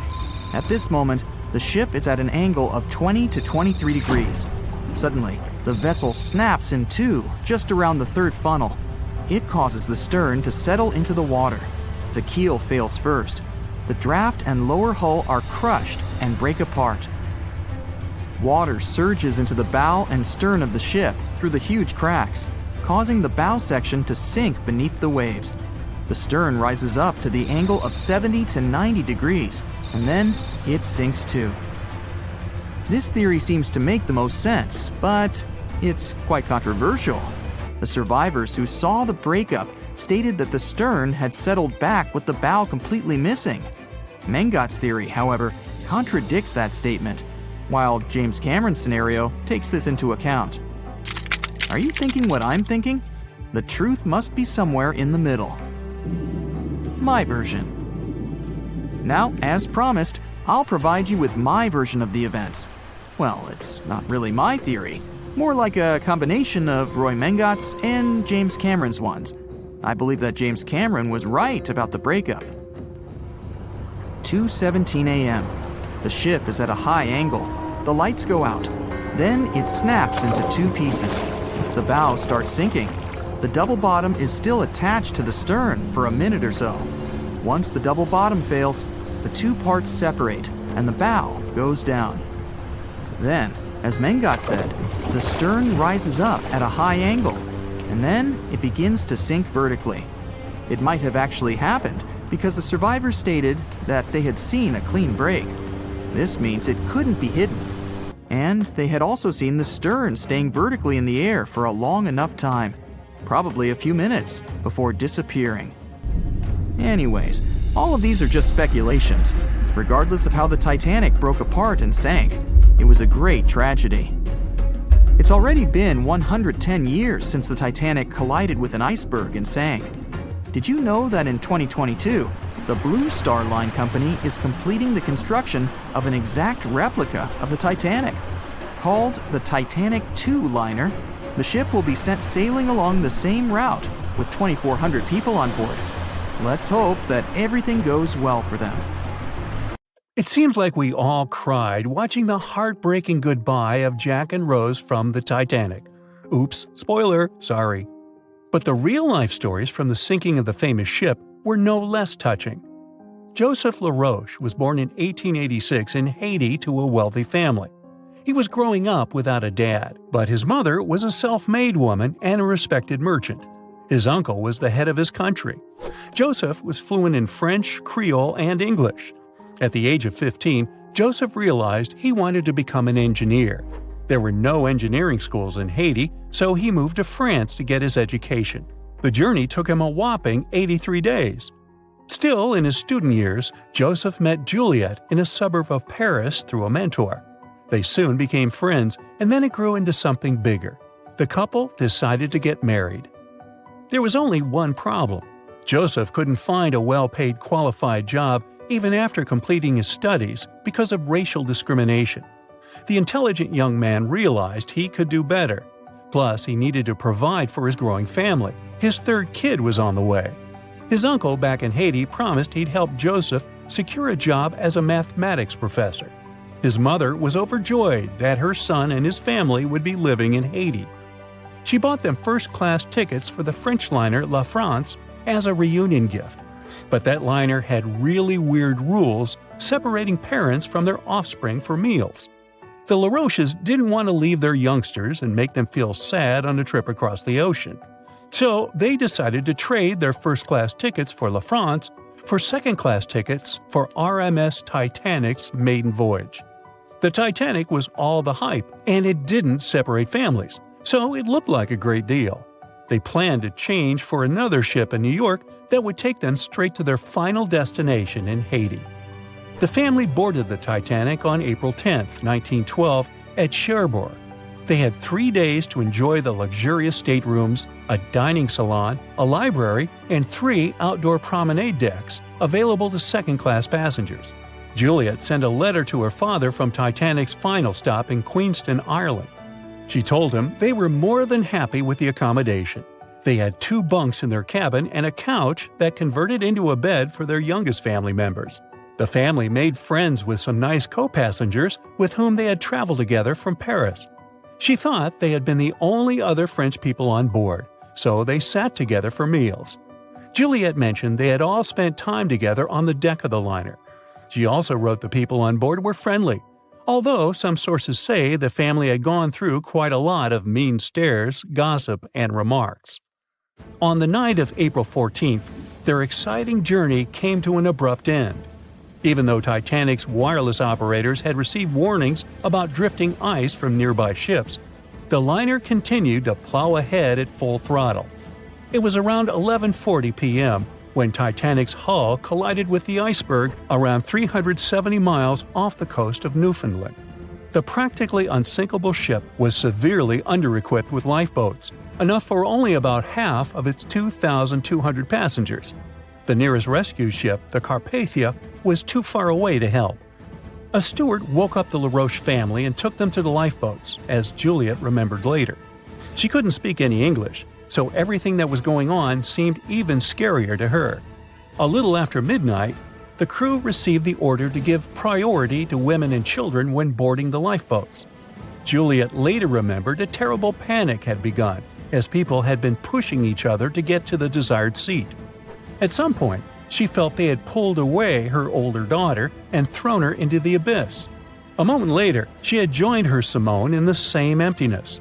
So, pregnant Juliet and her two daughters got spots in Lifeboat 14. But they had to say goodbye to Joseph as the boat was being lowered into the sea. He wrapped his coat around Juliet, saying she'd need it, and promised to get in another lifeboat and see her and the little ones again in New York. The 25-year-old Joseph LaRoche didn't manage to stay true to his word. In a couple of hours, Titanic sank underwater, taking the lives of almost 1,500 people. Joseph was one of them. Juliet and the girls were among the 700 survivors who had been rescued by the Cunard liner Carpathia several hours later. Once they reached New York, they were looking through the crowds of people, hoping to see Joseph again. When it became obvious they wouldn't find him, it was time for them to decide what to do and where to go. Without any knowledge of English or money that had gone down with the ship, Juliet managed to survive in America only for 3 weeks, and then had no other choice but to go back to France. Joseph's uncle was no longer able to help them, as others had taken his life 4 months after the Titanic tragedy. In December 1912, Juliet gave birth to a son who she named Joseph after his father. For the rest of her life, she couldn't get over the loss of her beloved husband. That's why she didn't like to speak about what had happened on Titanic and told her children not to mention it. In 1995, a member of the Titanic Historical Society interviewed Louise, who was the last remaining LaRoche child and the last French survivor of the sinking. And that's when the world first heard about this heartbreaking story. It inspired some plays and articles, but it never got the same attention as the story of other passengers. You probably remember the elderly couple going down together in their bed on the Titanic. It was inspired by Isidor and Ida Strauss. They were both born in Germany and emigrated to the United States as kids. They met in New York and got married 5 years later. Isidor started a china and porcelain business with his brother that grew into the glassware department at Macy's and turned them into multimillionaires. Isidor and Ida were well known in New York, not only for their wealth and charity, but also for their love and devotion to each other. In 1912, the couple decided to run away from the New York winters and headed for Europe. By that time, they'd already been married for 40 years. In early April, it was time for them to sail back home to New York. They normally traveled on huge German liners, but at that time, they couldn't resist the hype of everyone talking about that new luxury liner, the RMS Titanic. That's how they ended up in one of the first-class private suites at the top of the ship. The Strauss couple spent their evenings dining in front of a live orchestra in a hall filled with fancy furniture and expensive wooden paneling. On the night of April 14th, they felt a slight tremor and then left their private suite and waited for instructions from the crew. They told the passengers not to lose their passes, as they'd need them when everyone got back on board. But the ship was going under. The Strauss couple were standing next to Lifeboat 8. Mr. Strauss, who was 67 at the time, was offered a seat with his wife because of his age. He refused it, saying he was not too old to sacrifice himself for a woman.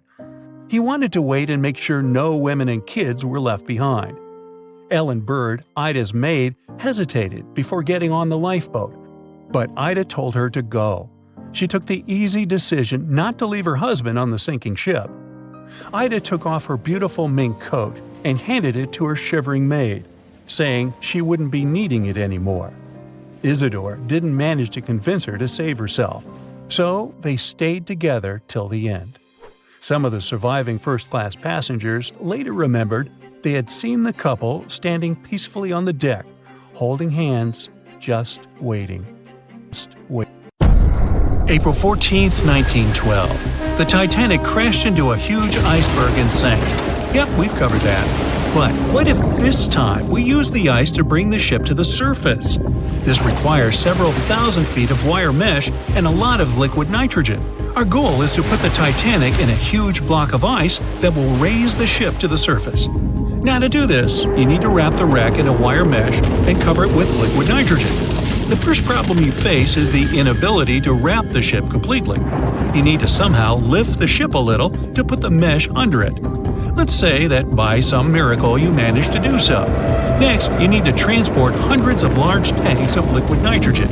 You're underwater, opening the tanks, and it's so cold that the icy water of the Atlantic Ocean looks like it's boiling.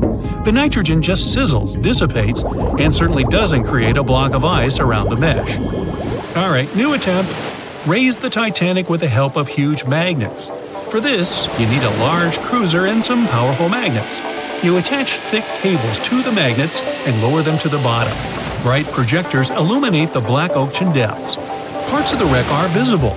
The magnets descend lower and cling to the iron hull of the ship. The cruiser pulls the cables and magnets up. Some of them detach from the Titanic as the iron surface is covered with reefs and corals. Some parts of the wreck break away from the ship and rise. The power of the cruiser is not enough. One of the cables is torn. Not only the weight of the individual parts of the Titanic, but also the colossal water pressure interferes with the operation. The sunken ship can't be raised completely, only its small parts. In reality, there has already been an attempt to raise the Titanic in parts. The $5 million operation failed. Nylon slings were attached to a large part of the wreck. The other ends of the slings were connected to the diesel engines. For the entire operation, they used a mini submarine. A piece of the Titanic weighing 21 tons was pulled up, but one of the slings broke because of the strong water pressure. Then, one by one, the other cables began to snap, and a huge piece fell back to the seafloor. By this time, all the participants of the rescue operation had run out of food supplies, and it was far from the nearest shore, so they decided not to make a second attempt. A book was written and a movie was made about how the Titanic was lifted with compressed air. In reality, no one even attempted this operation. To do this, you'd need several hundred large cylinders of compressed air. At first, you install them inside the Titanic's hull and wait for them to pull the ship to the surface. As soon as you lower the cylinders under the water, they immediately float upwards. This greatly complicates the operation. You need to fasten the cylinders with cables and pull them down to the bottom using a powerful submarine, or better yet, several of them. Because of the high pressure, the cylinders might burst. In this case, the blast wave would hit other cylinders and provoke a catastrophe. Too expensive and unsafe. The most expensive and complex plan to raise the Titanic is probably the one where scientists somehow extract hydrogen and oxygen from the ocean water. Then, these extracted elements must fill special containers. Those containers are attached to the ship, and the Titanic would rise to the surface. Even if you extract oxygen and hydrogen from millions of tons of water, the rest of the ocean water will replace it. A machine that will be capable of such filtering should cost billions of dollars. Or you can come up with a chemical element that will use a chain reaction to purify all the water. In this case, the entire world ocean will be left without vital oxygen. Someone once suggested blowing up the Titanic. You'd need to lower several boxes of dynamite to the ocean floor. The boxes must be completely sealed to prevent the dynamite from getting wet. Next, you need to run several miles of wire conducting an electrical current to them. Once all this is done, you sail to a safe distance. Now, you're going to press the button to pass the current through the wire and activate the dynamite. 3, 2, 1, stop! Why would you do this? Even if it works, the wreckage of the Titanic will be scattered in all directions on the seabed. It will be impossible to lift the Titanic from the ocean. Imagine a huge hook that can fetch the Titanic and lift it from the bottom like a fish. This hook must be huge to pick up a sunken ship. Let's say you created it. Next, you're on a huge cruiser, sailing up to the crash site and lowering the hook down like an anchor. It falls right on the Titanic but doesn't cling to it. You need special equipment to attach a bus-sized hook to the Titanic. It would include a huge submarine with mechanical arms. To build such a device and make it work under enormous pressure is already next to impossible. But let's say you finally managed to hook the Titanic. It's then you realize the cruiser doesn't have enough power to lift the ship, weighing more than 50 tons, and the hook that adds about 10 tons more. To complete your task, you'll need a few more cruisers and a few extra $1 million. Once hot wax cools, it hardens and floats on the water surface. What if we deliver it to the ocean floor and pour it inside the Titanic? This may work, given that wax is not an expensive material. So, you melt the wax, pour it into strong tanks, and pull them to the bottom with the help of a submarine. The tanks can withstand enormous pressure, and the submarine has enough power to lower the wax to such a depth. The containers are placed inside the Titanic. Through a remote control, you open the containers, but the wax doesn't pour out. The deeper you go, the colder the water gets. While you were delivering the containers to the ship, the wax was cooling down and getting solid inside. Several containers are pressed against the top of the ship, but it's not enough to lift the Titanic. Other containers simply float away to the surface. And even if the containers were thermostatic and kept hot inside all the time, once released, the wax would solidify in an instant. There would just be no time for it to spread and cover the Titanic from within, so it would just float up as well. Alright, you fill several large and sturdy bags with Vaseline. This substance acts just like wax in the cold. It gets solid and floats. You want to put bags all over the Titanic and just wait for the Vaseline to bring it up. You load the bags into the submarine and descend to the ocean floor. Some parts of the ship can't be reached because of the clinging corals. You decide to unload all the bags in one place, but as soon as you take Vaseline out of the submarine, the bags tear due to the strong pressure. Solid pieces of Vaseline float up, pushed by the water. Mission failed. The craziest idea is to fill the Titanic with millions of ping pong balls. Small plastic balls filled with air should push the ship to the surface. But as soon as you start to lower them to the bottom, the plastic immediately flattens and all the air from the balls pops out. You can deliver the balls inside a submarine, but once you put them inside the Titanic, the pressure will crush them again. Also, you can create balls made from strong ultralight material and fill them with air. In this case, you will need much more money. As soon as you put the balls inside the ship, some of them will immediately slip through the holes in the ship, and the remaining ones won't be enough to lift the wreck weighing more than 50 tons from the bottom. No one could ever have imagined that the unsinkable Titanic would collide with an iceberg, except for one man, William Thomas Stead. Well, not directly, of course. It's not like he jolted out of bed one day, envisioning the fall of the Titanic. Rather, he wrote an empowering short story called How the Mail Steamer Went Down in Mid-Atlantic by a Survivor on March 3, 1886, 26 years before Titanic sank. Okay, let's do a super quick recap. Titanic was traveling from Southampton to New York in April 1912 in the North Atlantic. The ship hit an iceberg, and less than 3 hours later, it was completely underwater.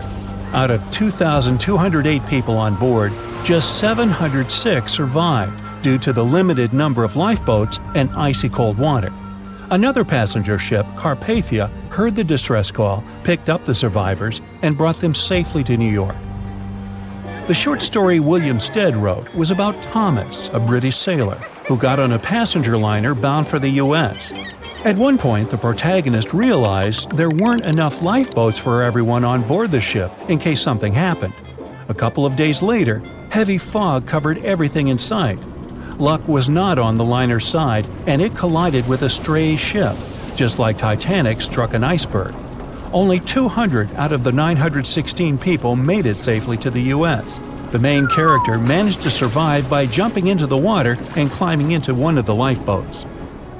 Now, you'd think that the story riled up everyone in the industry to add extra lifeboats on ships. But sadly, it received very little attention when it was published. Even more tragically, William Thomas Stead was on Titanic when it sank. and he didn't make it. The survivors who knew Stead mentioned that he had always been cheerful and had loved to chat during meals. He complimented the ship's design and how sturdy it was. Witnesses also talked about how he had been helpful when the ship had been sinking, having given his life jacket to someone else. He was a journalist by profession and was on his way to New York for a ceremony. One of his most important contributions to modern journalism was the use of illustrations in every newspaper article. He also introduced newspaper interviews, and they're still used to this day along with illustrations. But this story wasn't the only published work that predicted the disaster. Morgan Robertson was an author and former ship captain who wrote short stories and novels. His most notable novella is The Wreck of the Titan. It's also known as Futility. The book was written in 1898, 14 years before Titanic. It was a fictional story about the Titan, an ocean liner similar to Titanic, which was crossing the North Atlantic. It's also a coincidence that Titan was just as fast as Titanic and shared many other similarities, like size and design. The book described it as unsinkable and the largest ship to hit the ocean at the time. That's what they said about Titanic, too. Another eerie similarity was the limited number of lifeboats it had. The story took place in April, and that's when Titanic set off on its journey and hit the iceberg. The Titan story also mentioned that barely anyone had survived that horrible accident. Unlike Stead's story, the protagonist of Robertson took a different path. The Titan sinking happened somewhere halfway through the book, so after the accident, the main character went on with his life. The book was brought back into the spotlight after the Titanic disaster. How could someone describe the events that took place almost a decade later so accurately? Many started to believe Robertson could see the future. But the reality was that Robertson knew his way around a ship. It was easy for him to write down the nitty-gritty of things without doing more research. Realistically, one of the biggest threats for ships at that time was hitting an iceberg or colliding with other ships. The next story sounds somewhat mysterious. Once, Alex Mackenzie heard a voice that warned him not to board Titanic. But when he turned around, there was nobody there. As he continued walking, the voice spoke to him again, but this time it was louder and more distinct. He took the warning seriously and decided to cancel the trip and go back to Glasgow, Scotland, his hometown. His grandparents weren't too happy to find him back home instead of on Titanic. After all, the ticket was very expensive. That disappointment very soon disappeared when they heard that the ship had struck an iceberg. John Coffey was a member of the crew of Titanic, but he decided to ditch the ride when the ship stopped at his hometown in Queenstown, Ireland. His inner voice told him to get off the liner, and he did. He was only 23 at the time, and for someone his age, it could be a major career boost and an opportunity to grow. Despite the horrible tragedy, the guy signed to work with the RMS Mauritania just months after the Titanic sinking. Talk about commitment. Some added info was revealed about what may have contributed to the fall of Titanic. The constructors insisted that the ship was unsinkable, but many people later theorized that the vessel's steel plates had been too frail for the freezing Atlantic water. It may have caused the rivets to pop, allowing ocean water to seep inside. Another theory is that there may have been a fire in the hull of the Titanic that had been raging for 3 weeks before the voyage. The fire softened the steel, allowing the iceberg to cut through it like a hot knife through butter. Some pictures before the ship set off on its journey show black marks on the hull, which could have been caused by fire. Either way, the iceberg would have caused significant damage in any case, no matter if there was a fire or not. Some people also blame those who designed the Titanic. The ship was built with large joints at the bottom, which probably snapped easily during the collision. Of course, these are all theories, but we know for a fact that the iceberg was the main character of this drama, and that the works of Stead and Robertson should have been taken seriously. Either way, this should be a lesson for the future, helping to prevent similar tragic accidents. By the way, ocean liners and passenger ships wouldn't exist if it hadn't been for Thomas Newcomen. In 1712, he invented a steam engine that was so strong it could produce enough energy to power a ship. And a century later, in 1819, the first steamship traveled across the Atlantic Ocean to Liverpool, UK. It only took the vessel 29 days to cross the ocean. The passenger ship industry boomed in the early 1900s when it became easier for people to move to America or go on holidays. As decades rolled by, the use of aircraft stole the spotlight from passenger ships since planes were faster and more efficient. Nowadays, it's quite rare for a passenger ship to collide with anything in open water.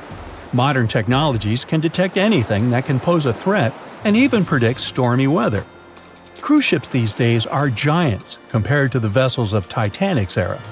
Modern ships can carry almost twice the number of passengers and have amenities folks back then could only dream of. Most cruise ships these days have several restaurants to choose from, multiple swimming pools, and game rooms to catch a break. If you're in the mood for some fun, you can watch live performances. Don't forget about the helicopter pad, because why not? Don't worry if you start feeling unwell. The in-house doctors are always there to help any passenger in need. And these ships are only going to get bigger. Putting Titanic and a modern cruise ship side by side is like comparing a corgi to a Doberman. Back then, Titanic was the biggest and most cutting-edge vessel anyone could dream of. So, who knows what the future of cruise ships can hold? We might even have entire cities floating around. That would be a really big boat. You know SOS, don't you? 3 dots, 3 dashes, and 3 more dots. It's an easy enough signal to tap out in Morse code. It means save our souls or save our ship. The crew of the legendary Titanic had been desperately trying to send this signal for 2 hours the night of April 14, 1912. There were other ships not too far from the spot where the iceberg took down the mighty Titan of the sea. But the call for help seemingly disappeared before it could reach them.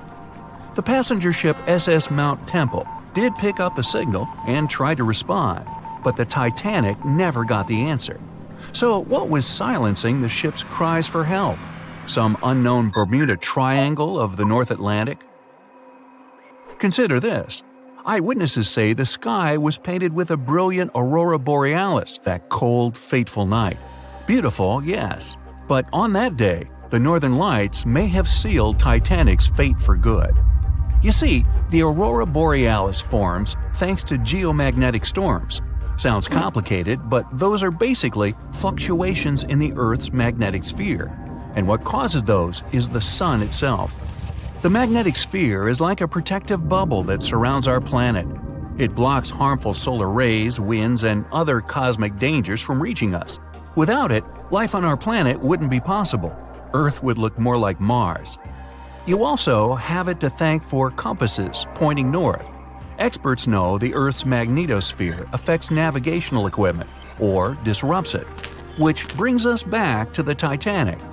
Recently, a published weather researcher named Mila Zenkova proposed a theory that solar flares, which provoked a geomagnetic storm, could have played a major role in the Titanic's untimely demise. Solar flares make themselves known on Earth all the time. Some people are especially sensitive to the magnetic storms they cause. These unlucky folks can feel weakness, fatigue, headaches, and even mood swings. On usual days, the pressure is the same on both sides. The magnetosphere blocks all the bad stuff, and we're all happy. But sometimes, explosions occur on the sun. They can be massive, Earth-sized. These flares shoot out a wave of charged particles that collides with the magnetosphere at high speeds. Our protective bubble then goes on the defense. It shrinks, deforms, and pushes those particles toward the poles. Enter those brilliant lights dancing above the Titanic that night. In the north, we know it as Aurora Borealis. In the south, Aurora Australis, or the Southern Lights. When the magnetosphere pushes those solar and cosmic particles toward the poles, they collide with molecules of different gases. That's why you get the range of colors. For example, oxygen can be green or red depending on the distance, and nitrogen is blue or purple. What multiple people saw that night was exactly this phenomenon, including the second officer from the rescue ship Carpathia. He wrote it down in the logbook before getting the distress call from the Titanic. But I'm getting ahead of myself. Auroras are a visible sign of a geomagnetic storm. Now, about navigational equipment. This applies to satellite and radio frequency devices. Remember, they didn't have iPhones back in the Titanic days, so the average person couldn't notice their gadgets going haywire. But navigational devices and wireless telegraph did exist and were actively used. Rewind back to the Middle Ages, when sailors noticed that, on some days, compasses wigged out. The arrows spun in all directions, and people back then had no idea why. It wasn't until the 18th century when French scientists found out that such problematic days occur at the same time as black spots appearing on the sun. Solar flares. The mystery was solved.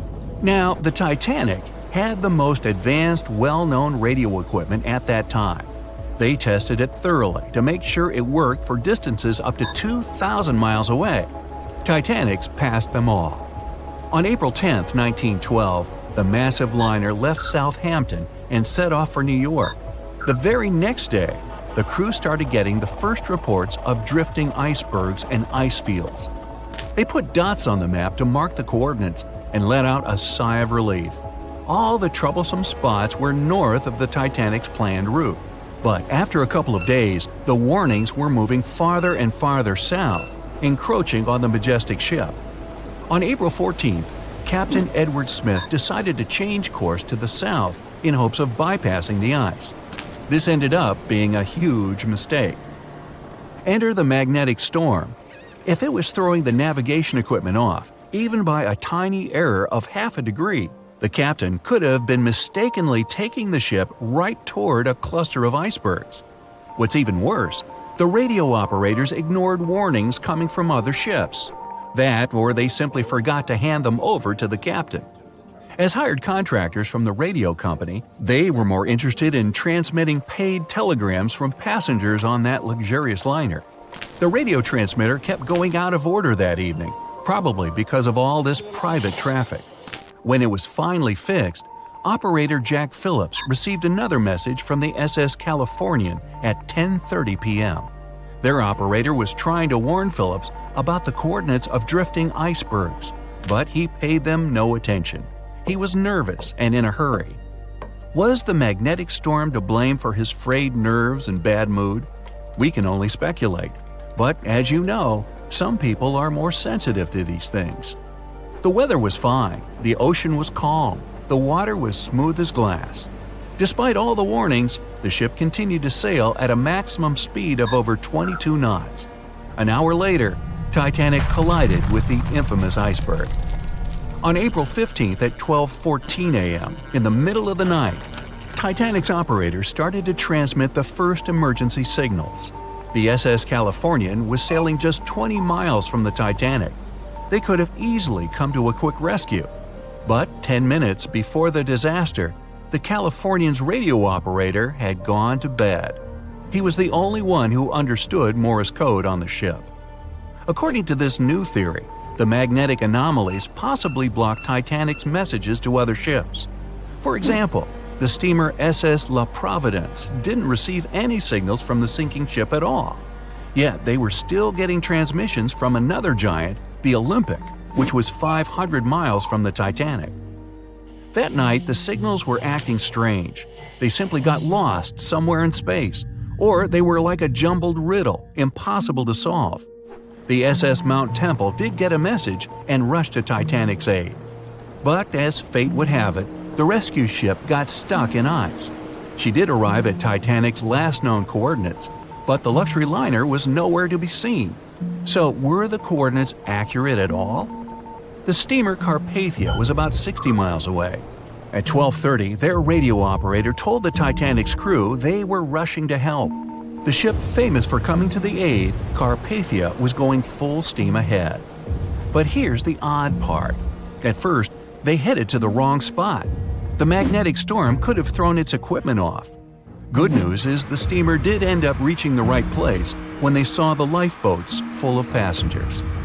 Interestingly, once she reached land, the Carpathia didn't have any problems with her equipment. The blackout happened just around the wreckage site. The following investigation blamed radio amateurs for blocking signals. We now might know otherwise. Zinkova explains that at that time, they didn't know exactly how and to what extent the sun influences the Earth. No one could have guessed that the sun could tamper with these massive ships' navigational equipment, especially one that had the best of the best at the time. The night was dark and scary. A few hundred people were sitting in lifeboats, not knowing what would happen next or what their lives would look like from that moment on. All they knew was the giant ship they had been sailing on just a couple of hours earlier disappeared in front of their eyes. They were alone, waiting for help. Is anyone even coming? They had no idea if the rest of the ships that were traveling relatively close to them had heard their call for help. There was nothing else to do but wait. The Titanic, an iceberg, and one night, April 14th, 1912. It's one of the most famous stories from modern history that everyone talks about, even now, more than 100 years later. The 16 lifeboats on board could only accommodate a little more than 50%, 1,178 people, of the total number of passengers that were on board. And many of them were still half empty. In one of them, there was a little 2-month-old girl, Milvina Dean, the youngest passenger on board the giant ship. Her parents had decided to leave England because they wanted to build a better life in the United States. Her father had some family in Kansas, and he hoped they could start their own business there. The Dean family didn't actually choose to be on board this giant legendary liner, but because of a coal strike, they got transferred there, so they boarded it at Southampton as third-class passengers. Milvina's father felt when their ship hit the iceberg on that cold and seemingly peaceful night. He immediately went up to investigate. When he saw that people were panicking and that the crew members were giving warnings on the actual danger of the situation, he rushed to their cabin to find his wife. He told her to dress the children and quickly go up on deck. The crew members gave the order to get the lifeboats ready and start transferring women and children there first. It was a chance for at least some family members to get to safety. Milvina, her mother, and her brother got in Lifeboat 10. They were among the first off the liner out of the 706 crew members and passengers who managed to escape the sinking ship. Later, the liner called Carpathia heard their call for help, came for the passengers, and took them to New York. Her father, unfortunately, stayed behind them and didn't manage to save himself. Milvina grew up in Ashurst, England, which wasn't far from where she set sail on the ship. She spent her life working as a secretary and an assistant in small businesses in Southampton. She never married. Milvina always used to say she never spoke about the whole Titanic thing because she remembered nothing about it, so she didn't want people to think she was just drawing attention to herself. But in 1985, a French-American team got together and located the wreck of the Titanic. It was around 370 miles east of Mistaken Point, Newfoundland, in water that was more than 2 miles deep. That's when they confirmed the ship split in two. For decades, people believed the ship sank in one piece. They thought the only significant damage was the damage the hull got from its contact with the iceberg. In reality, it broke in half, right between its third and fourth funnels. It happened shortly before the ship disappeared under the surface of the water, and the whole thing, starting from the moment when they hit the iceberg, lasted around 2 hours and 40 minutes. People didn't pay that much attention to the Titanic until this team of researchers found the wreck. In the last year of her life, she sold some of her family's possessions at auction to pay for her stay in a nursing home. The items she sold also included a suitcase filled with clothes that her family got when they arrived in the U.S., and compensation letters her mom got from the Titanic Relief Fund. The compensation letters outlined the financial aid that certain passengers received who had survived the loss of their loved ones. She lived until the age of 97 when she caught pneumonia. She was the youngest of the 705 people that survived the whole event. The Titanic was the world's largest ship. Since it was so big, some thought the vessel should have had 4 exhaust stacks. But Thomas Andrews, the man who designed the ship, believed that only 3 were necessary. So, the Titanic basically had one purely decorative stack. 2,200 people were on board when the ship sank. There were 908 crew members, and the maximum number of passengers on board, which was 3,500. As you probably saw in the movie, there were different classes of passengers. The estimated overall wealth of those in first class was about $500 million, and researchers estimated $6 million worth of things went down to the ocean bottom, together with the ship. In first class, this liner was a place of luxury. It had 4 restaurants, 2 libraries, 2 barber shops, reading rooms, and a photographic darkroom on board. There was also a heated swimming pool, but only first-class passengers could use it, at a price of 1 shilling a time. The ship also had Turkish baths and electric baths, and passengers could use each for 4 shillings at a time. The cost to build this massive giant was $7.5 million, but that was back in 1912. Today, it would be about $200 million. First-class tickets cost $2,560 at the time, which is today's equivalent of $61,000. What would you get in these expensive cabins? A sitting room, 2 bedrooms, 2 wardrobe rooms, and a bathroom. Would you pay that much for those luxuries? Teams of researchers still haven't explored many areas on the Titanic. It's still very, very hard to access them with underwater vehicles. There was a lifeboat drill scheduled for the same day the Titanic sank, but it was called off for some reason. The crew had done just 1 lifeboat drill, and that was when the ship was still docked. But even if the crew members had been properly trained and each lifeboat had been filled, the capacity was still not enough to save each and every passenger. The Titanic was the biggest movable object in the world at that time. On May 31st, 1911, its immense hull made its way down the slipways and ended up in the River Lagan in Belfast. Over 100,000 people were there to see the launch, which took just a little more than a minute and went off without a hitch. The people who were in charge of the ship immediately towed the hull to a mammoth fitting-out dock.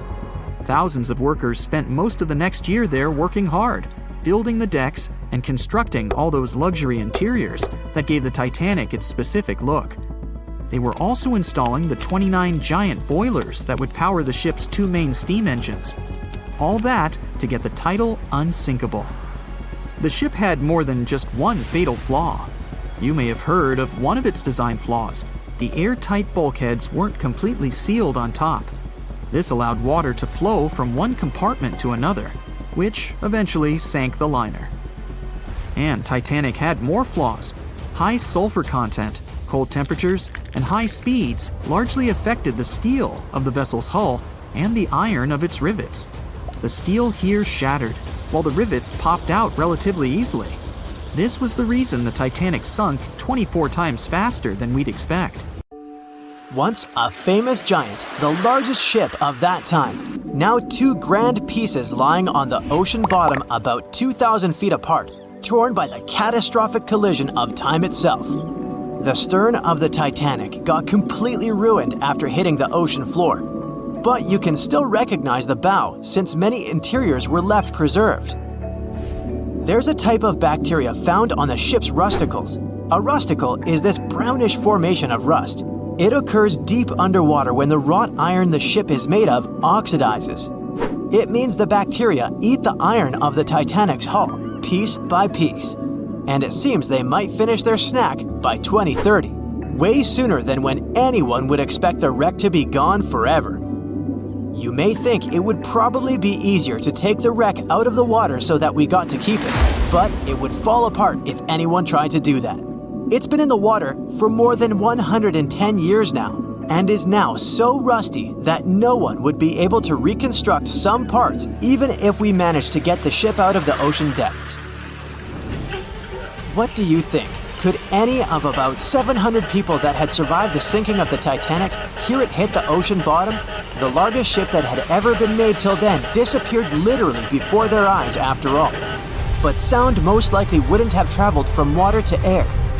We can't hear that well in water because our bodies are not designed to hear in such environments. And although passengers were close to the sinking site, the Titanic still hit the bottom a long distance away, 12,500 feet. There are so many underwater landslides and earthquakes we cannot hear, and they make way more noise than a single ship slamming into the ocean floor. Most vibrations and sounds must have dispersed over a large area. Also, the downblast of water, which many believe hit the Titanic after it had touched the bottom of the ocean, would have pushed back the majority of the potential acoustic vibrations. Plus, the bottom of the ocean is not hard enough to produce such loud noises.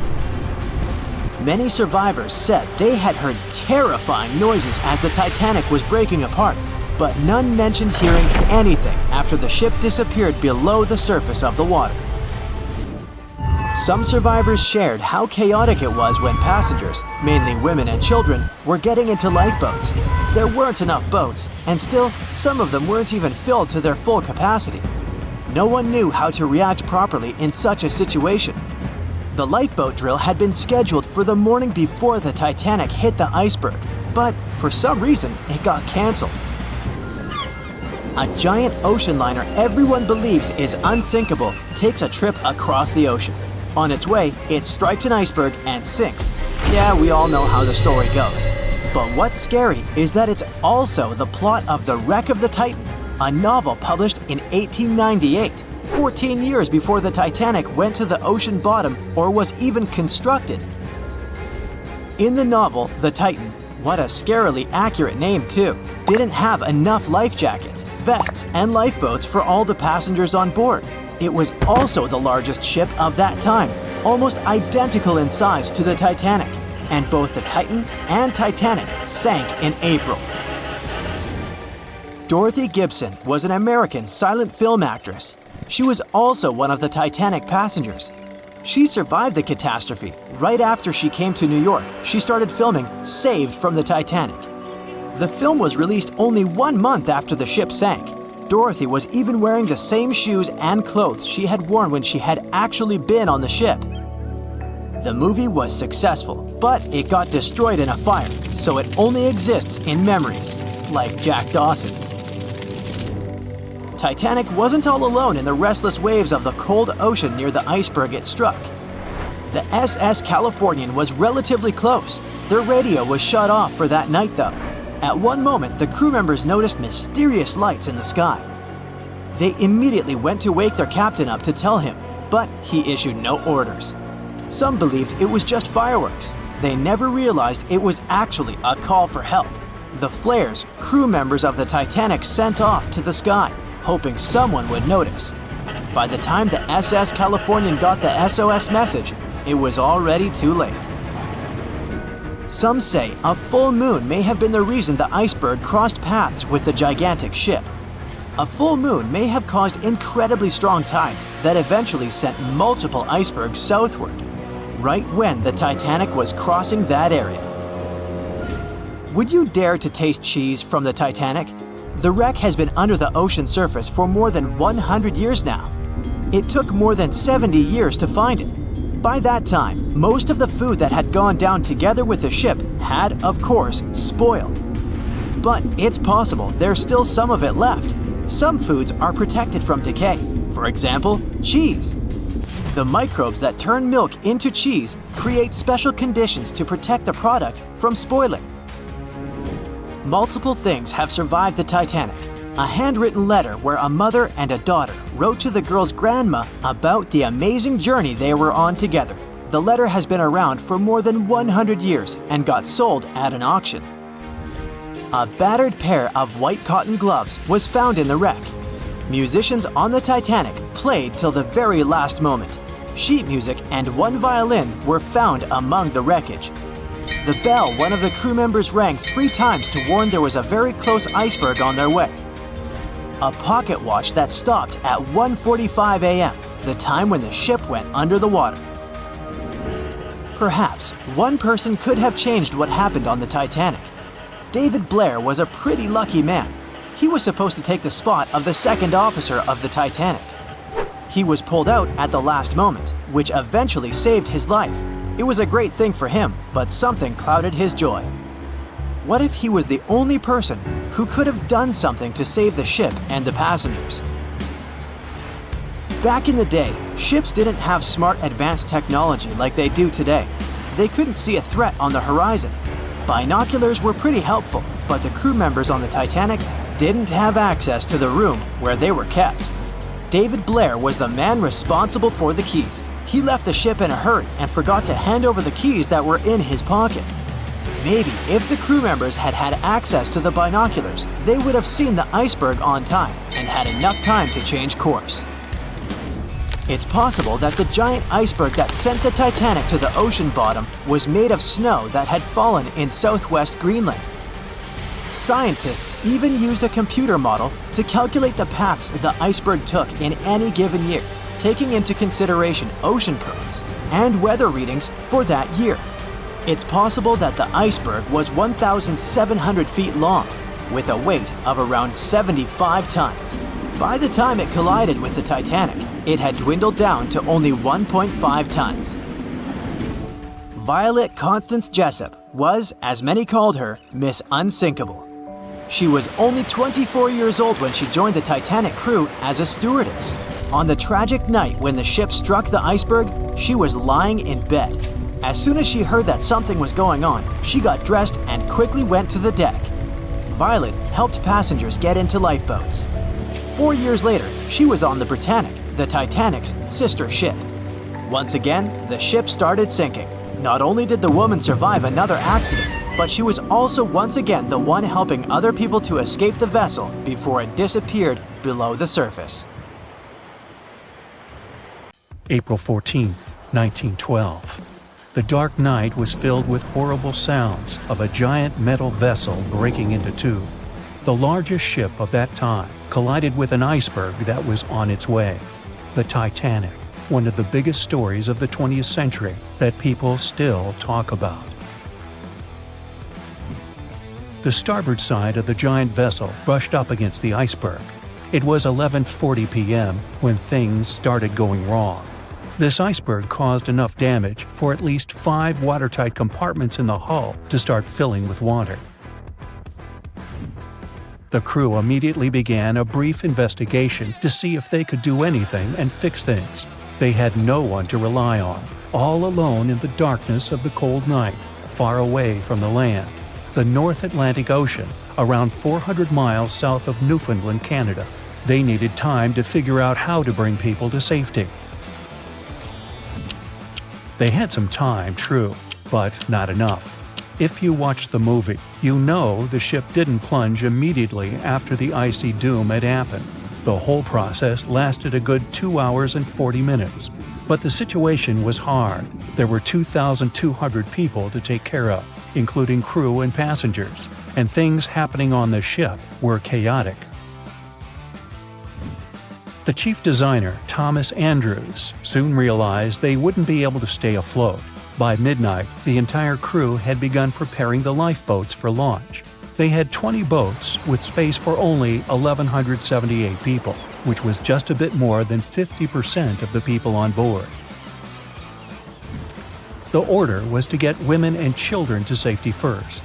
Crewmen were there to row and guide the boats.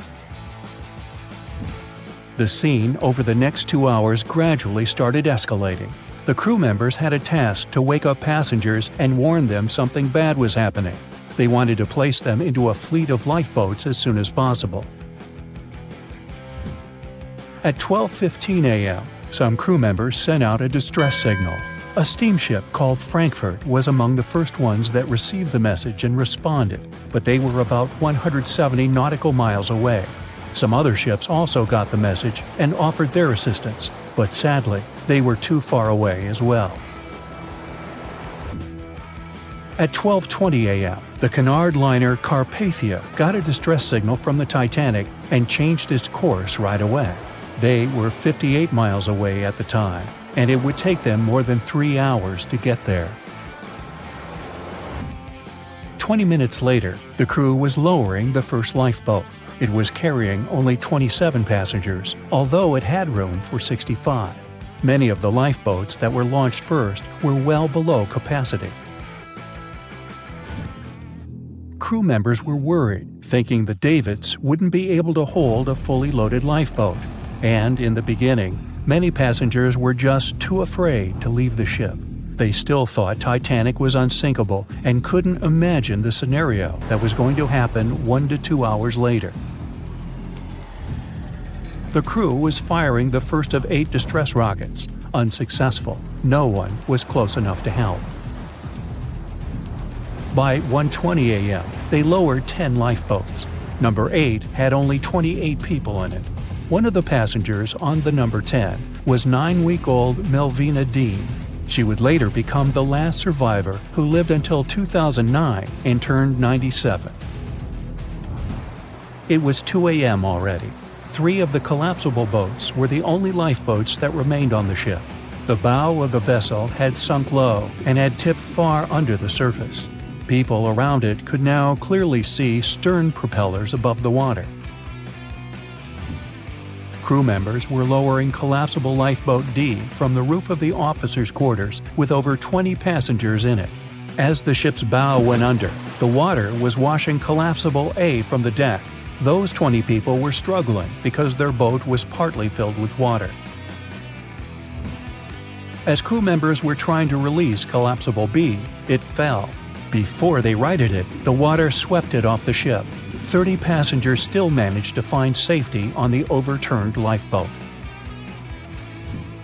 At 2:17 a.m., the ship's wireless operator decided to transmit one last distress call. A minute later, the light on the ship finally went out. Titanic and all left on board plunged into darkness.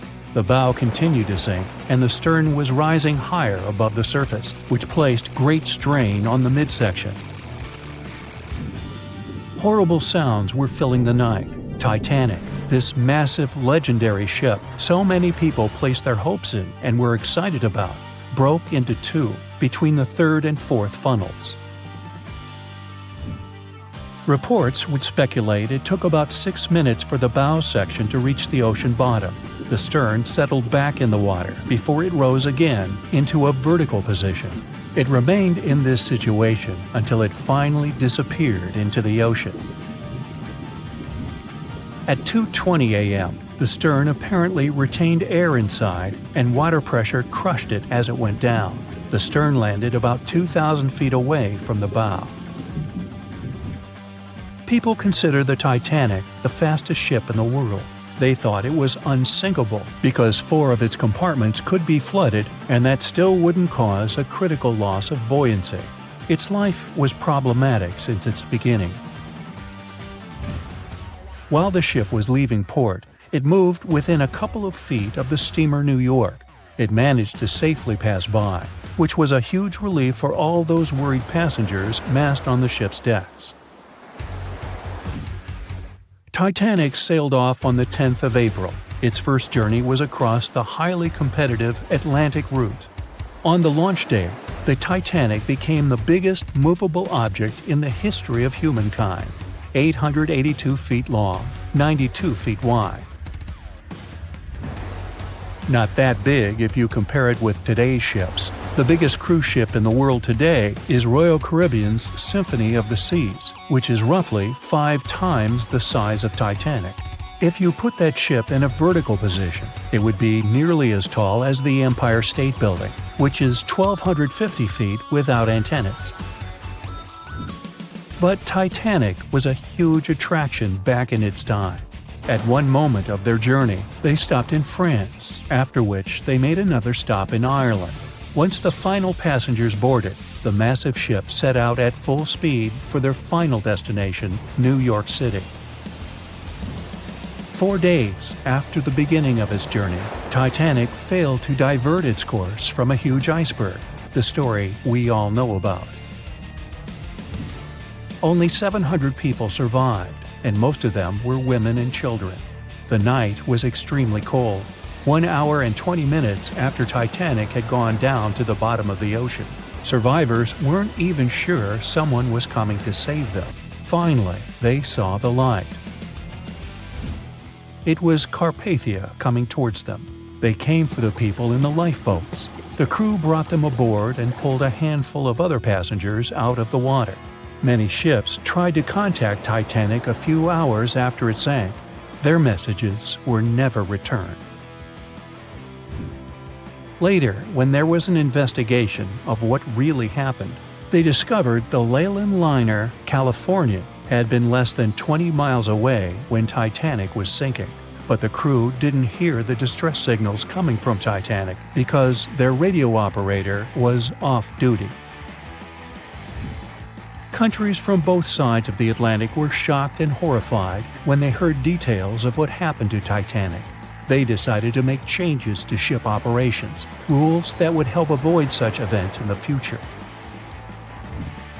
They held the first International Convention for Safety of Life at Sea, where they adopted rules for every ship to have lifeboat space for each passenger on board. Also, lifeboat drills became mandatory. They also decided to establish an international ice patrol. Its main role was to monitor icebergs in the North Atlantic shipping lanes. Ships also needed to maintain a 24-hour radio watch.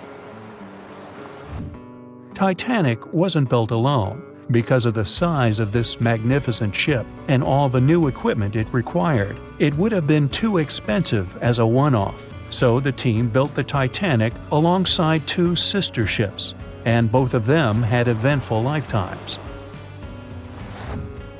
RMS Olympic came first. It was launched in 1910, and for a whole year was the biggest liner in the world.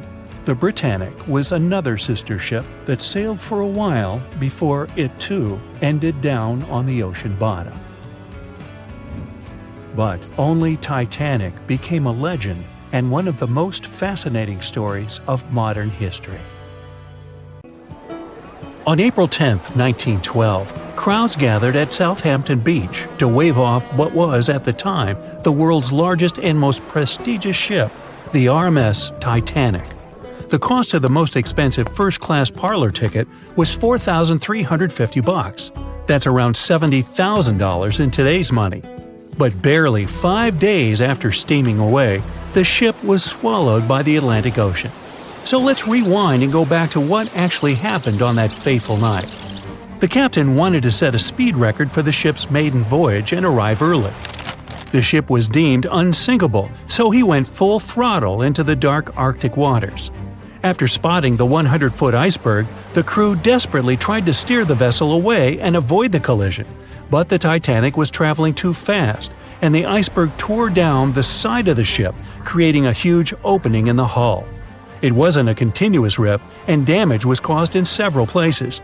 In total, the damage spanned along an area of around 300 feet.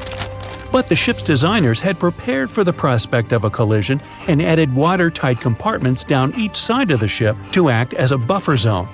4 of these compartments could be breached and the ship would still stay afloat. But because the iceberg tore down the side of the Titanic, it ripped holes in 6 compartments. The compartments didn't extend up the total height of all decks and weren't actually sealed at the top. This is why, when more than 4 were flooded, water reached over the top of the bulkheads and filled the remaining compartments, causing the ship to sink into the ocean. Think of it as water spilling over an ice cube tray. But what if the collision was head-on? Would it still have sunk? Ships are designed with potential crashes in mind, and most vessels have collision bulkheads in the bow. Most of all, it's like your car's bumper or crumple zone. It's a safety feature that can withstand a direct hit. The bow could have taken some of the impact, and some experts have suggested that if it hit head-on, only 2 to 4 of the watertight compartments would have been flooded. So, in theory, the Titanic might not have sunk, and it might have even been able to continue sailing to its final destination at a much slower speed. The force of impact would likely have been huge, though.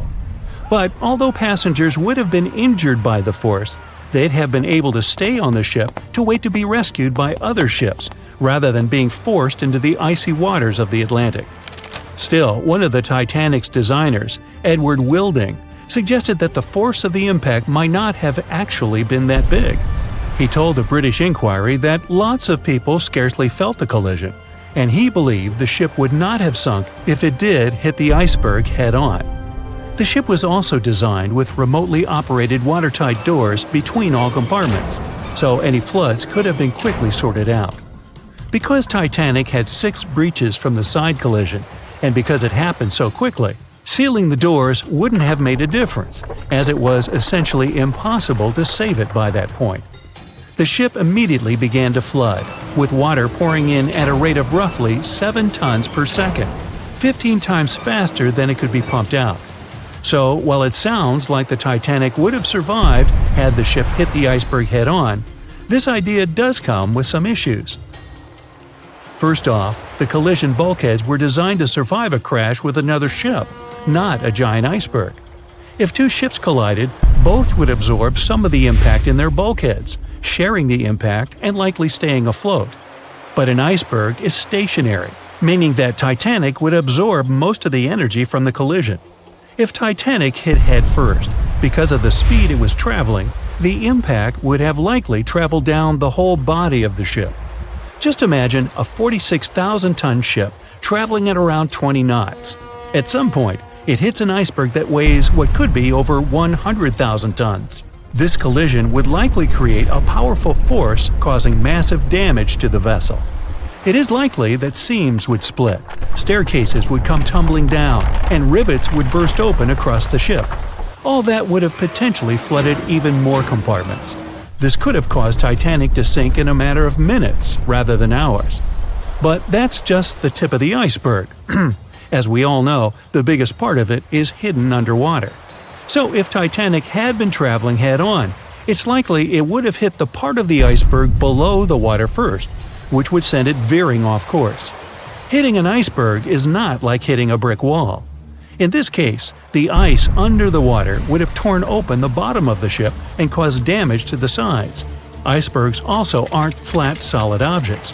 If a flat collision happened, the ship might have stayed afloat, but icebergs come in many shapes and sizes, from domes to wedges. Studies have also been done on the steel used to produce Titanic, and the tests show the metal was about 10 times more brittle than the steel we use today. The ship was built before we understood the effects of low temperature on steel. The old steel used to make the vessel would not bend when faced with freezing temperatures, but break.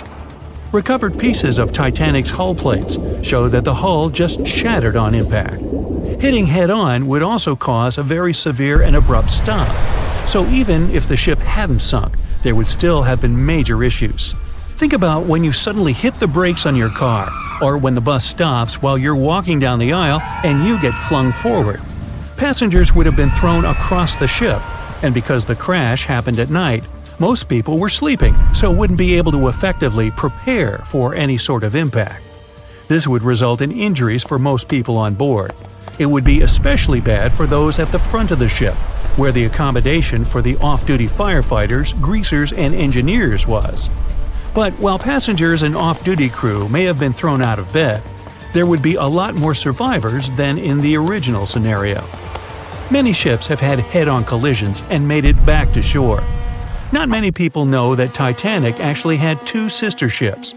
The White Star Line, the company that built Titanic, also built vessels called Britannic and Olympic. Captained by Edward J. Smith, who would later helm Titanic, the Olympic set off on its maiden voyage in June 1911. But much like for its sister ship, disaster was just around the corner. On its fifth commercial voyage, Olympic collided with a Royal Navy ship, HMS Hawke. While the Olympic received damage to its side, Hawke crashed into the other vessel head-on. The bow of the Hawke was completely crushed by the collision, but because the ship had watertight compartments, it managed to survive the impact and later returned to shore for repair. Another study case is the SS Andrea Doria, which was an Italian ocean liner that made global headlines in 1956. Like the Titanic, the Andrea Doria was heading for New York City on its 101st voyage when disaster struck. On July 25th, the vessel collided with the 524-foot Swedish passenger liner Stockholm. The Stockholm hit the ship head-on, but the point of impact for the Andrea Doria was on its side. The front of the Stockholm was completely smashed, but because the impact was on its hull, it managed to survive. The Andrea Doria, however, sadly sank due to the collision being on the side of the ship. So these cases could suggest that maybe the Titanic would have survived had it hit the iceberg head-on. But we have to remember that the Titanic hit the thing full speed, whereas both the Olympic and the Andrea Doria were traveling slower. It was the biggest ship ever built in its time, and it was supposed to be unsinkable. But within days of steaming out on its first voyage in 1912, the Titanic was gone beneath the relentless waves of the North Atlantic Ocean. And of its more than 2,200 passengers and crew, only 706 survived that dreadful night. Would a smaller ship have fared any better in the same situation? Did the size of the iceberg truly matter in the end? Was it a mistake for the ship to change course at the last minute as it tried to avoid impact? These are three questions that have people pondering, what if? We do know that Titanic was considered an engineering marvel in its day. Designed by Thomas Andrews for the British shipping company White Star Line, it was just over 880 feet long and 175 feet tall. Built with abundant space for 840 staterooms, a swimming pool, a squash court, a gym, and 2 dining rooms. But it was below deck that one of its most impressive new features could be found. Titanic's hull was divided into 16 compartments designed to be watertight. Up to 4 of these compartments could take on water in the event of a breach, with the remaining 12 helping to keep the damaged ship afloat. It was thanks to these compartments that the ship was regarded as unsinkable. Rumor has it that Philip Frank, White Star Line's vice president, even declared, "There is no danger that Titanic will sink.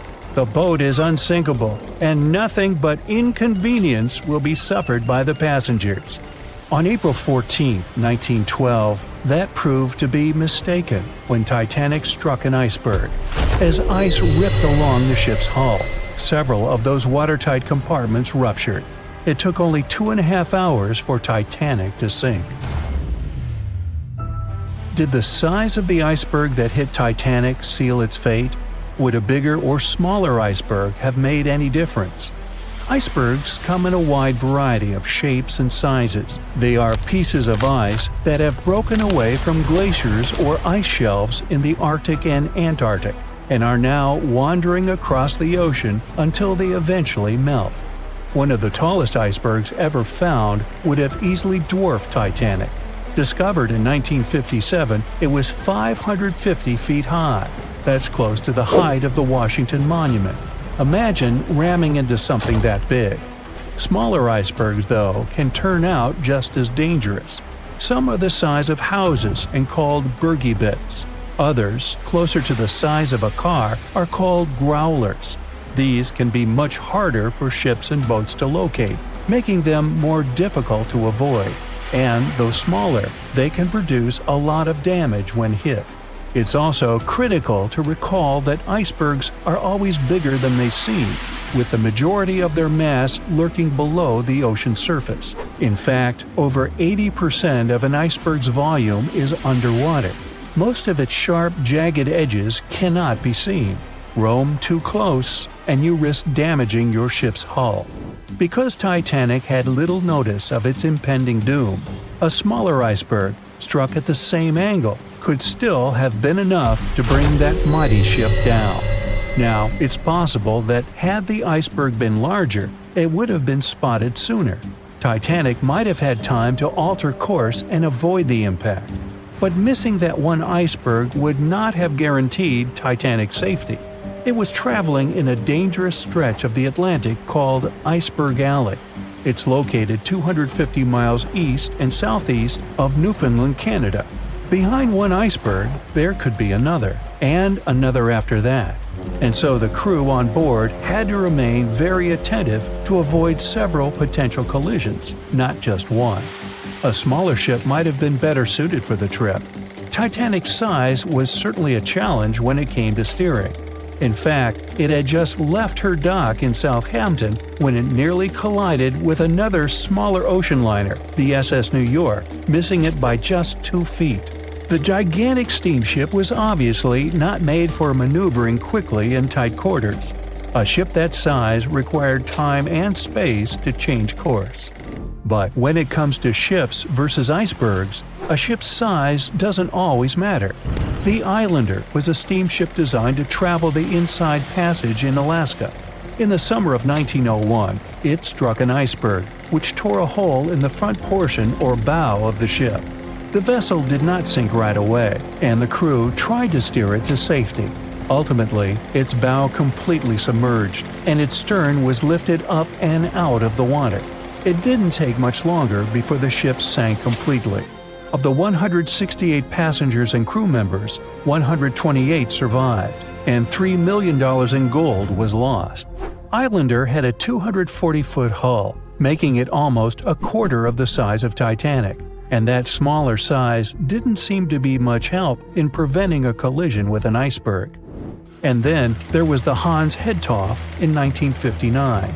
Also known as the Little Titanic or the Danish Titanic, it was referred to as the safest ship afloat. It was 272 feet long with 95 people on board.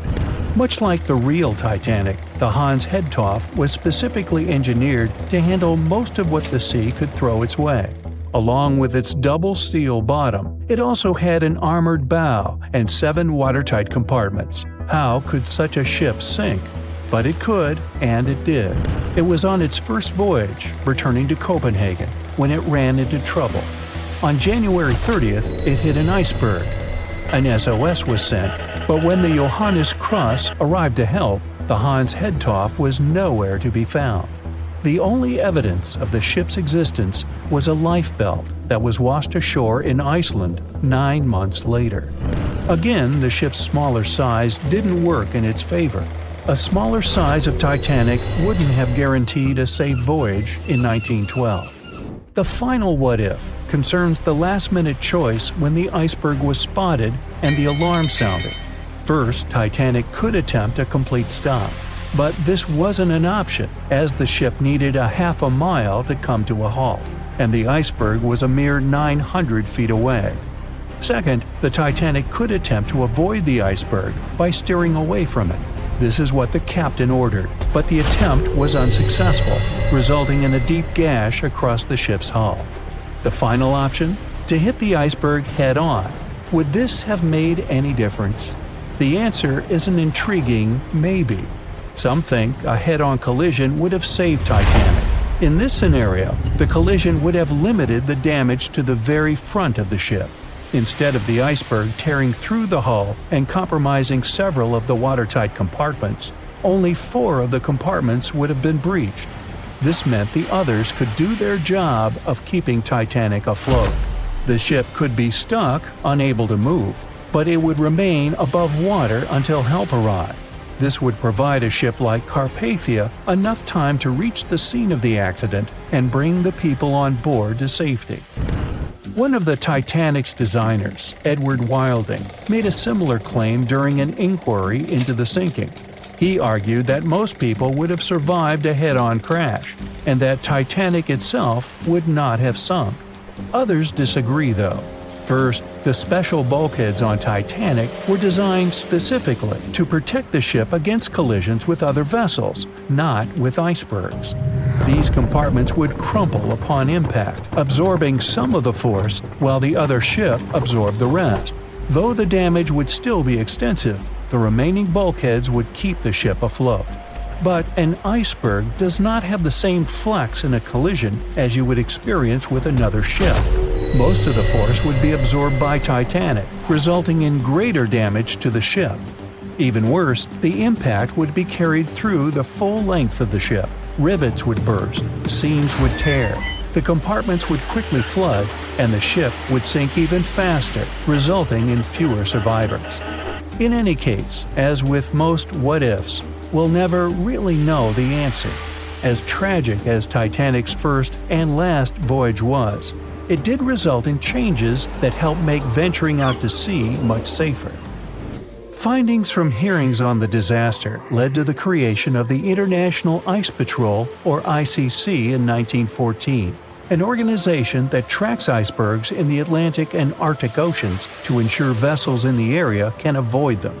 In the US and Britain, ships were obligated to carry enough lifeboats to accommodate every person aboard. Regular lifeboat drills were made mandatory. And finally, the bulkheads on ships were made higher to keep water out, and bottoms were stretched to create double hulls, helping make the compartments truly waterproof. There's no denying that Titanic was a terrible tragedy, but the lessons learned from that night to remember has helped prevent many more. Meet Arthur John Priest. No, he isn't famous for being a painter or for discovering some long-lost treasure. He didn't invent some cool gadget or break any world records. No, Arthur John Priest is famous simply for being unsinkable. Proving one can be both lucky and unlucky at the same time, Priest was involved in and survived several mishaps at sea, including the fateful maiden voyage of the Titanic. Priest was not a rich man interested in sailing for pleasure. He was part of the working class, employed as a stoker or fireman, stuck for hours within the hot bowels of large steam-powered vessels. His job was dirty and difficult. He was responsible for keeping the furnaces lit, feeding them coal to ensure enough steam was produced for the engines to work. He had to be careful about not overheating the system or setting fire to the whole ship. The furnaces had to be carefully watched and constantly fed. He breathed it all in a while, working and fighting with the sweat and the dirt. He would often work shirtless because of the heat and was always covered in black coal dust. And when he finally had a break, his shared living quarters were nearby in the same part of the ship. He must have been good at his job, though, because he had no trouble finding work. But wherever he went, bad luck seemed to follow. The first incident was a mild one. As a young man, Priest worked on the RMS Asturias. The passenger liner first set sail in 1907, traveling between Southampton in the UK to Buenos Aires in Argentina. At some point during its maiden voyage, the ship suffered a small collision. The damage was bad enough that the ship returned for repairs. Thankfully, there were no reports of any serious injuries. Priest, unfazed, simply went to work on another ship, but his bad luck lingered on the Asturias. In 1914, the Asturias became a hospital ship, helping care for sick men and women around Europe while bringing them home to England. But in March 1917, at just around midnight, the ship was struck by a foreign object. Its hull was breached and the engine room flooded. The captain ordered everyone to abandon the ship, sending crew, patients, and health staff scrambling for the lifeboats. The vessel was still moving, powering through the water because the main controls, located within the flooded engine room, could not be turned off. The captain refused to leave the ship while people were still trying to escape. He was able to aim the Asturias towards Bolt Head, where it finally hit land and couldn't sink. The remaining lifeboats were lowered and the final survivors made it to safety. When they studied the damage on the ship later, the Asturias was declared a total write-off. It might be hard to pin this particular disaster on Priest. After all, he wasn't even on the ship at the time. But it seemed that many of the ships on which he served were destined for trouble. His bad luck followed him to his next job on the RMS Olympic, a massive ocean liner. The Olympic was big. In fact, it had been designed and built as part of the fleet that included the Titanic.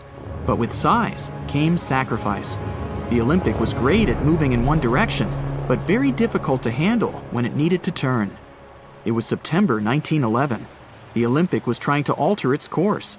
The Hawk, a smaller ship sailing nearby, didn't give the larger vessel enough room to maneuver, and the two slammed into each other. Because the Hawk was engineered to deal with potential confrontations when out at sea, its reinforced bow tore through the Olympic. Two large gashes appeared on the ocean liner's side. The propeller shaft was badly twisted, and worse, the ship began to take on water. Somehow, the Olympic made it to shore without sinking, and nobody was seriously hurt. Priest had no idea that this was just a small taste of what his future held for him.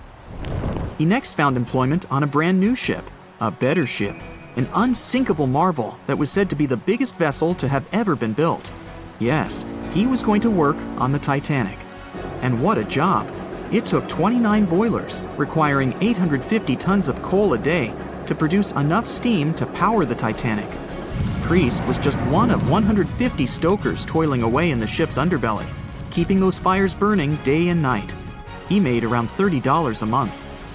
But on April 14, 1912, he would find himself flung from a world of extreme heat to one of blistering cold. At approximately 11:35 p.m., the crew spotted an iceberg. The Titanic tried to avoid it, but the alarm had been sounded too late. 5 minutes later, the two collided. The iceberg tore through the hull, and the once watertight compartments inside were badly ruptured.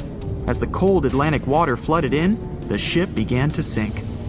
Distress signals were sent, but the closest ship, the Carpathia, was over 3 hours away. In the dark of night and stuck in the middle of nowhere, the crew and passengers panicked. Those who could scrambled for the lifeboats. Others jumped into the icy waters. In total, only 706 survived that terrible night. Priest, at the time of the collision, was down in the ship's lower quarters. He was on break, relaxing from a hard day of work. And as the ship went down, so did his chances of survival. He and his fellow workers were in the most dangerous position on the ship. They had to make their way through a maze of corridors and gangways, some of which were flooded, in a mad dash to the deck. And then they faced the frigid water, jumping in and desperately swimming to safety. The ocean was so cold that Priest even suffered frostbite before finding his way onto a lifeboat. He was one of only 44 stokers to survive that night. After an experience like that, most of us would never set foot on a boat again. But Priest had to work. His next job also ended in disaster. He was offered employment on the HMS Alcantara. It went down in 1916, and Priest was again one of the few to make it to safety. He was badly wounded in the process. But he kept pressing his luck, and his next job as a stoker may have felt eerily familiar. He would be working on a ship built by the same people behind both the Olympic and the Titanic. And this ship, named the Britannic, was the biggest of the three. It was also believed to be a superior vessel, fitted with new safety features after the Titanic sank. For example, it had 48 open lifeboats, 46 of which were the largest ever used on a ship before. 2 of these were even motorized and equipped with special communication devices. The good news? The Britannic survived its first trip without incident. It was already doing better than the Titanic ever did. However, on November 21st, 1916, the Britannic was shaken by a loud explosion while traveling through the key channel in the Aegean Sea. The hull was damaged, and some of the compartments began to fill with water. But, unlike the Titanic, the Britannic had been designed for just such an emergency. It had been fitted with 5 watertight bulkheads. Intact, these would help keep the ship safe and floating for a much longer period of time. But there was one issue.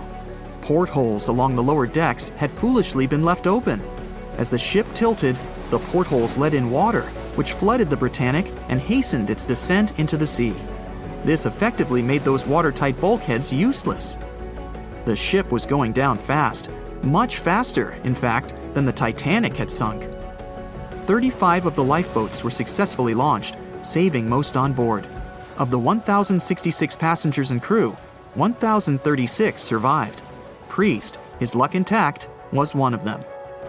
And yet, he still wasn't done with a life at sea. He accepted a position as a stoker on the Donegal. It was a smaller passenger ferry that had been converted for use as a hospital boat.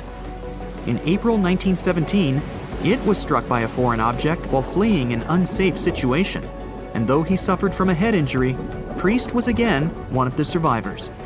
It took experiencing 2 collisions and 4 sinkings before Priest was finally ready to retire. In fact, he reportedly said he only gave it up because no one wanted to sail with him. Can you blame them? He would live out the rest of his life on dry land in Southampton, England, with his wife Annie and their 3 sons. But Arthur John Priest would always be remembered as the unsinkable stoker. In the Titanic movie, you won't see any fumes above the 4th funnel of the legendary ocean liner, and it's not a mistake. Back in 1911, the year before the Dream ship's departure, large ships would mostly sail with 4 chimneys. They needed those to draw heat and fumes from their massive boilers. The Titanic was a real engineering gem that only needed 3 chimneys to function. So the 4th was added for balance and more impressive looks. The White Star Line thought the public would have been disappointed to see only 3 pipes on the greatest ship of all time. The Titanic's sister ships, the Olympic and the Britannic, also had 1 fake funnel each for the same reason.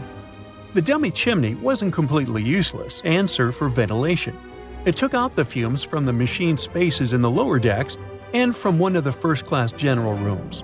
One big ventilation funnel, instead of several small ones, helped to declutter the upper decks and left more open space for passengers to enjoy their strolls. When Titanic went down, the funnels, each weighing 60 tons, went down with the rest of the ship. They were made extra tall to make sure the passengers weren't covered in the suit being ejected. Their height and weight let them stay in the upright position. The forward funnel, followed by the others, fell only when the ship went for the final dive. Those chimneys were much lighter than the bow, so they spread among other debris. The light material they were made of flattened once it hit the bottom, and the iron-eating bacteria living deep down took care of it later. The bow of Titanic remained intact when it hit the seabed, but the stern was completely mangled. When the famous ocean liner hit that iceberg, things got really messy. It took the future movie star a whole 2 hours and 40 minutes to submerge completely. The collision let water flood 6 out of 16 watertight compartments. As the water gushed into the starboard side, the ship started to tilt down in the front and a bit to the right. By midnight, the damaged compartments were spilling water into others, and it was chaos because these compartments were only watertight horizontally. Soon enough, water started flooding through the anchor chain holes, and by 2 a.m., the bow was sinking, and the stern's propellers were lifted out of the water. The ship kept flooding until the moment the bow went underwater, and the stern shot up almost 45 degrees. The weight of those massive propellers stressed the ship's midsection. The steel just couldn't handle it and failed. Survivors described that moment as some loud noise, like breaking china or falling gear. That was the Titanic's upper structure giving in. By 12 past 2 a.m., the bow and stern were only connected by the inner bottom structure. Minutes later, the bow, weighing almost 16,000 tons, broke loose from the stern. The stern rose sharply to an almost vertical position and started sinking slowly. By 2:20, it disappeared underwater. The bow was cruising down at about 13 miles per hour and had hit the ocean floor almost a half an hour before the stern. The two parts of the Titanic now lie 2,000 feet apart, pointing in different directions. The bow remained mostly intact, just covered in mud. The stern turned into a tangled wreck because of the implosions it went through during the descent. The air trapped within the structure just couldn't handle the increasing pressure of the water deep down. Signal rockets played a big part in the Titanic's tragedy. When a ship goes down, you're supposed to shoot up red flares to signal trouble. But someone decided to stock Titanic with white lights instead of the usual red ones. So when the ship smacked into that iceberg, the crew fired off white flares. The SS Californian was passing nearby, and his captain knew the Titanic was in a dangerous iceberg zone. The crew didn't spot the sinking Titanic, but they sure saw those white rockets. The radio between the ships was useless because the Californian's operator switched it off. The captain had a gut feeling something was off, so he flashed a Morse code light signal at Titanic. But he received no reply because the Titanic had already gone underwater. There was another ship, Samson, sailing alongside the Titanic. It had plenty of illegally hunted frozen seal meat from Canadian waters abroad, so it was sailing with lights off to remain unnoticed. When they saw the Titanic's white rockets, they thought it was the Coast Guard and zoomed away. Samson didn't have a radio, so they couldn't find out about the ongoing disaster. The crew got the news about Titanic only when they got to the coast of Iceland the following month. There have been many theories to explain the Titanic tragedy, and one of the recent ones says that there was a fire involved. An Irish journalist went full detective for decades, digging into the mystery, and stumbled upon a game-changer. He came across a photo album that had been hiding from the public for a century after the tragedy. In the pictures, taken at the Harland and Wolff shipyard in Belfast, Northern Ireland, just over a week before the liner sailed, you can clearly see a massive 30-foot black spot on the ship's hull. Maloney researched the photos and eyewitness testimony from the time and claimed that a fire spontaneously broke out inside of one of Titanic's enormous coal bunkers. It was raging for a whole 3 weeks and messed with the metal, critically weakening a crucial segment of the ship's hull. Back then, most ships had just one hull, so it was the only skin the Titanic had. That's why the iceberg managed to punch a hole through the ship so easily. If it hadn't been for the fire, the Titanic might have shrugged off that iceberg collision. The company operating the liner knew about the fire, but they decided to conceal that fact. They didn't want any negative stories in the press as they faced some serious competition in transatlantic voyages. The Titanic was sold out, so they stocked up on coal and made it sail. The moon might have also played a role in the sinking. Our satellite heavily affects tides on the Earth. The closer it is to our planet, the stronger the tides are because of the increasing gravity of the moon. Back in 1912, the moon was so close it made several glaciers in Greenland break apart. Massive chunks of ice that broke off from the glaciers started floating south. The supermoon event came just 6 minutes after a spring tide. During new and full moons, the alignment of the moon, the Earth, and the Sun makes their combined gravity reach its peak. And the day before, our planet had come the closest to the Sun that year, which made the gravity even stronger. This mixture of events created perfect conditions for one of the most powerful tides in history. It created the perfect conditions for the icebergs breaking off from Greenland's glaciers to move freely. Opponents of this theory say that the difference in tidal force wasn't actually that big, and it couldn't have been the main cause of the sinking. The iceberg tore down the side of the ship, leaving a huge opening in the hull. It wasn't a continuous rip, and damage was caused in several places. Some experts believe the ship would have survived the iceberg if it had hit head-on. The Titanic had watertight compartments designed to prevent flooding in case of a collision. Only the first 3 or 4 of these compartments would have been flooded. This could have helped save a lot of lives. Supporters of this theory put the blame for the disaster on First Officer William Murdoch. Huge, fast-moving ships don't just turn in a matter of seconds like a speeding car. It takes minutes. When Murdoch realized the collision was inevitable, he tried dodging left to avoid a direct hit. But despite his efforts, the ship still collided with the iceberg. You know the rest. That's it for today. So hey, if you pacified your curiosity, then give the video a like and share it with your friends. Or if you want more, just click on these videos and stay on the bright side.